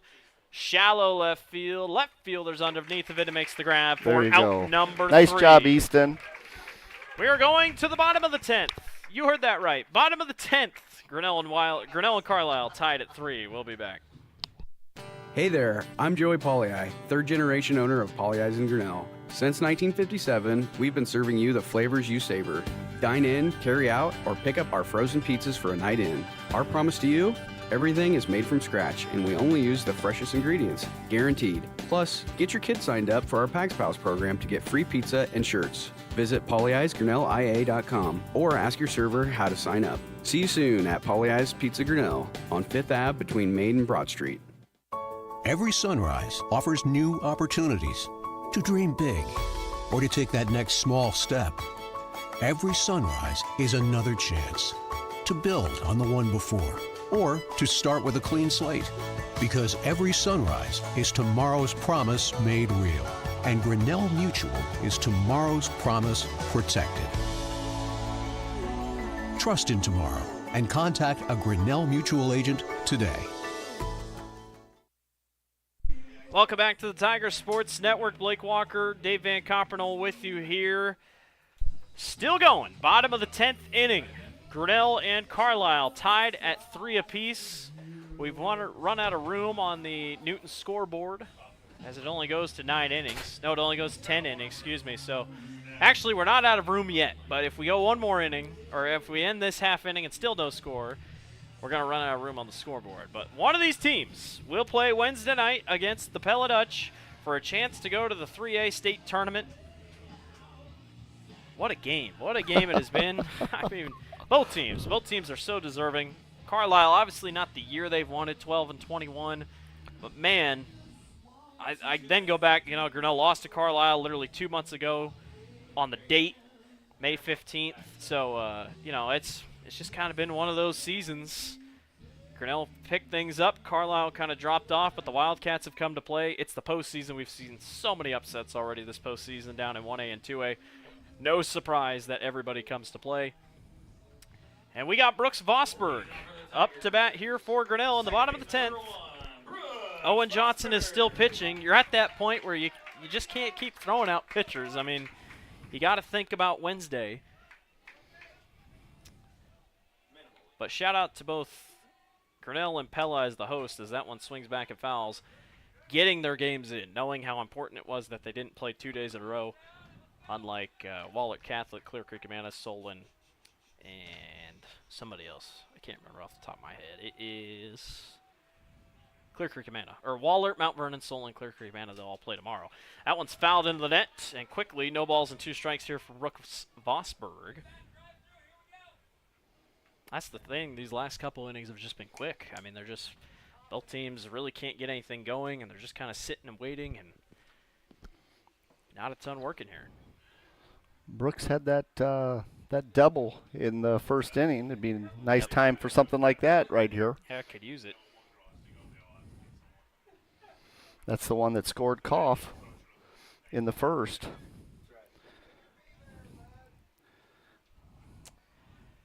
See if Brooks can kind of tap into that right here. Johnson settles back in on the mound. No balls and 2 strikes here for Vosberg in the box.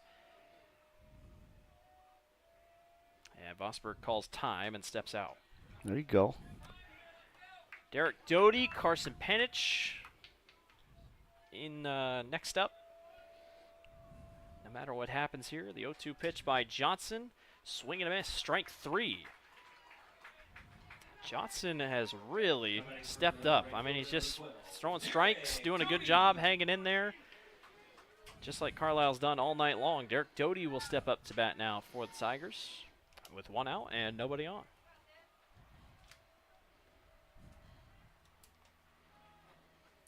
Johnson, first pitch to Doty. Doty gives that a rip Jammed to the him. Shortstop. Shortstop will throw across the diamond to first. Did he get there? Got no, he there. didn't. Got there. That throw did not get there as Derek turned on the afterburners and slid headfirst into first. Good catch by Jorgensen off the hop. But Grinnell has a runner on first with 1 out, but we've seen that so many times tonight here in extra innings that it really hasn't phased either team. Carlisle had runners on second and third at one point. That's got to be some record in a ball game. How many head-first slides at first have we had tonight? Yeah, that's a lot. And these they've been guys, working. I think these guys just love sliding on the turf. I think that's right. Carson Penich up to bat now. That one is outside and somehow comes back in for strike 1. My goodness. The Grinnell faithful did not like that one at all. That's bad. I'll just say it. That was bad. I get it. You can frame it, but that was outside. No balls, 1 strike here. for Johnson with a runner on first. Penich, ooh. Big cut. Yeah, swung on and missed. And quickly behind 0-2. That one out to the fence line earlier tonight for a double. A hit like that would win the ball game for Grinnell. 1 out, 1 on. 0-2 pitch to Carson. Lines it. Third baseman makes the grab. Throw on to second. A diving catch. He does make the grab, but because he dove for it, he wasn't able to throw back to first. They do get the runner at second, so 2 outs and a runner remains on first. Third baseman number 2, Quentin Niffen is up to bat.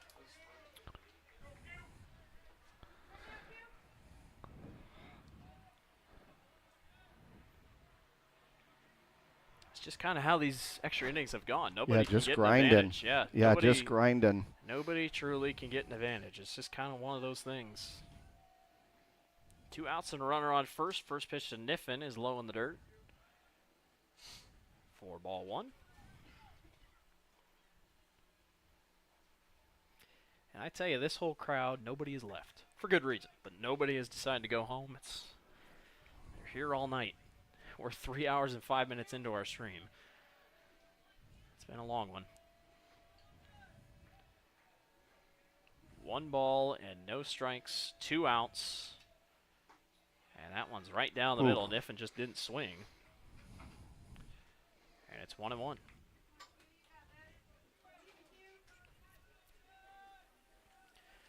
One and one is the count.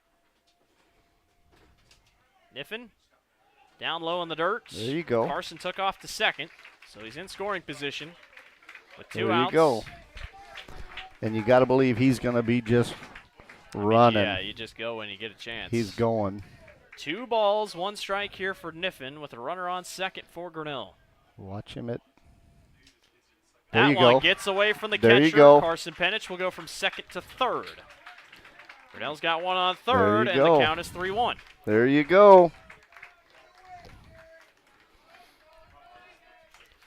And again, we talked about it earlier, 1 wild pitch could win Grinnell the game. But we've been in this situation before, so you just never know. Carlisle's going to have a chat here in the circle, or on the mound, I should say. Oh, he's giving him the rosin bag. That's what he's doing. Head coach was just bringing over the rosin bag for Carlisle's pitcher, Owen Johnson. Get him a little bit of grip. So Penich is on third. All Grinnell needs is either a wild pitch or a base hit. It's 3 balls and 1 strike with 2 outs. But Owen Johnson could slam the door here and send us to the 11th. 3-1 pitch on the way by Johnson. Oh. And Niffen swings right through it, and he missed. It hit the catcher's shoulder. He's okay. He had covering on, and the count will run full at 3 balls and 2 strikes. So it's either a walk, a strikeout, or a game winner. Take your pick. I was going to say, or a foul ball. I'll take any of those first 3. Quentin Niffen trying to be the hero. 3-2 pitch. Oh! And it hits him. Got him. HBP. Runners at the corners. And this is Dax. Is that Daxton Dax? Flanagan. Dax the Flanagan. 8th grader. Will step up to bat.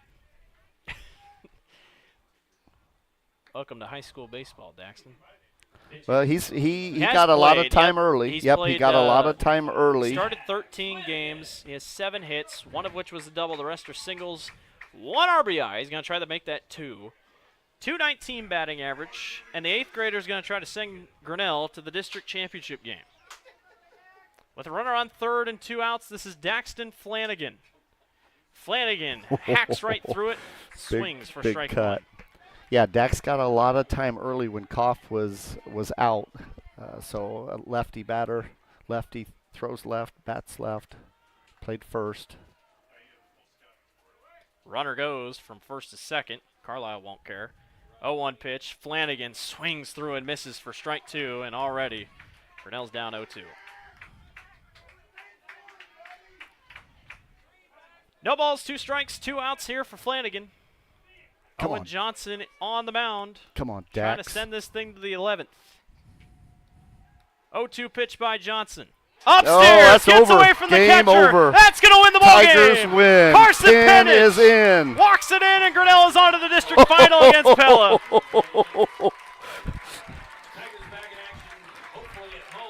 And a dog pile at home. Owen Johnson, high pitch, got away from the catcher, and like we said, it could have easily ended on a long pitch, and it did. And just like that, Grinnell walks it off in a weird fashion, kind of how this game went. But Grinnell defeats Carlisle. 4-3 is the score. We're told just 26 minutes before the lights will go off here at Newton.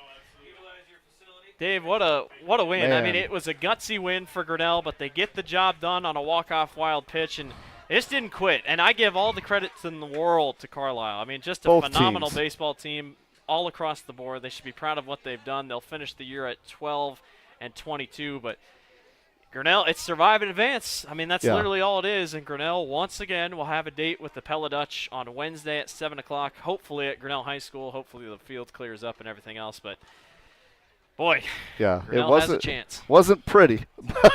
Was nowhere near but pretty. It's a dub, so we'll take it. Nowhere near pretty, but the Grinnell Tigers get the job done here at Newton High School. Just past 11:30 at night, and everybody's going to slide on the turf out there. All the boys are running, racing each other out to left and sliding out on the turf. Huge shout-out to Newton and everybody for letting us come out here and do this, able to play tonight. Everybody's happy that they didn't have to play tomorrow. I'm sure Pella's the same way with Oskaloosa. And what a night. What a night it was. Thanks. Grinnell walks off Carlisle on a wild pitch in 10 innings. 4-3 is your final score. We appreciate everyone for listening tonight, watching on YouTube. We will see you back here on our YouTube page and on the Tiger Sport Network radio station on Wednesday night at 7 o'clock. He's Dave Van Coppernoll. I'm Blake Walker. Thank you, everyone, for listening to the Tiger Sports Network. Grinnell defeats Carlisle. 4-3 is your final score, and they are off to the district championship game Wednesday night to take on the Pella Dutch. Good night, everyone, and go Tigers.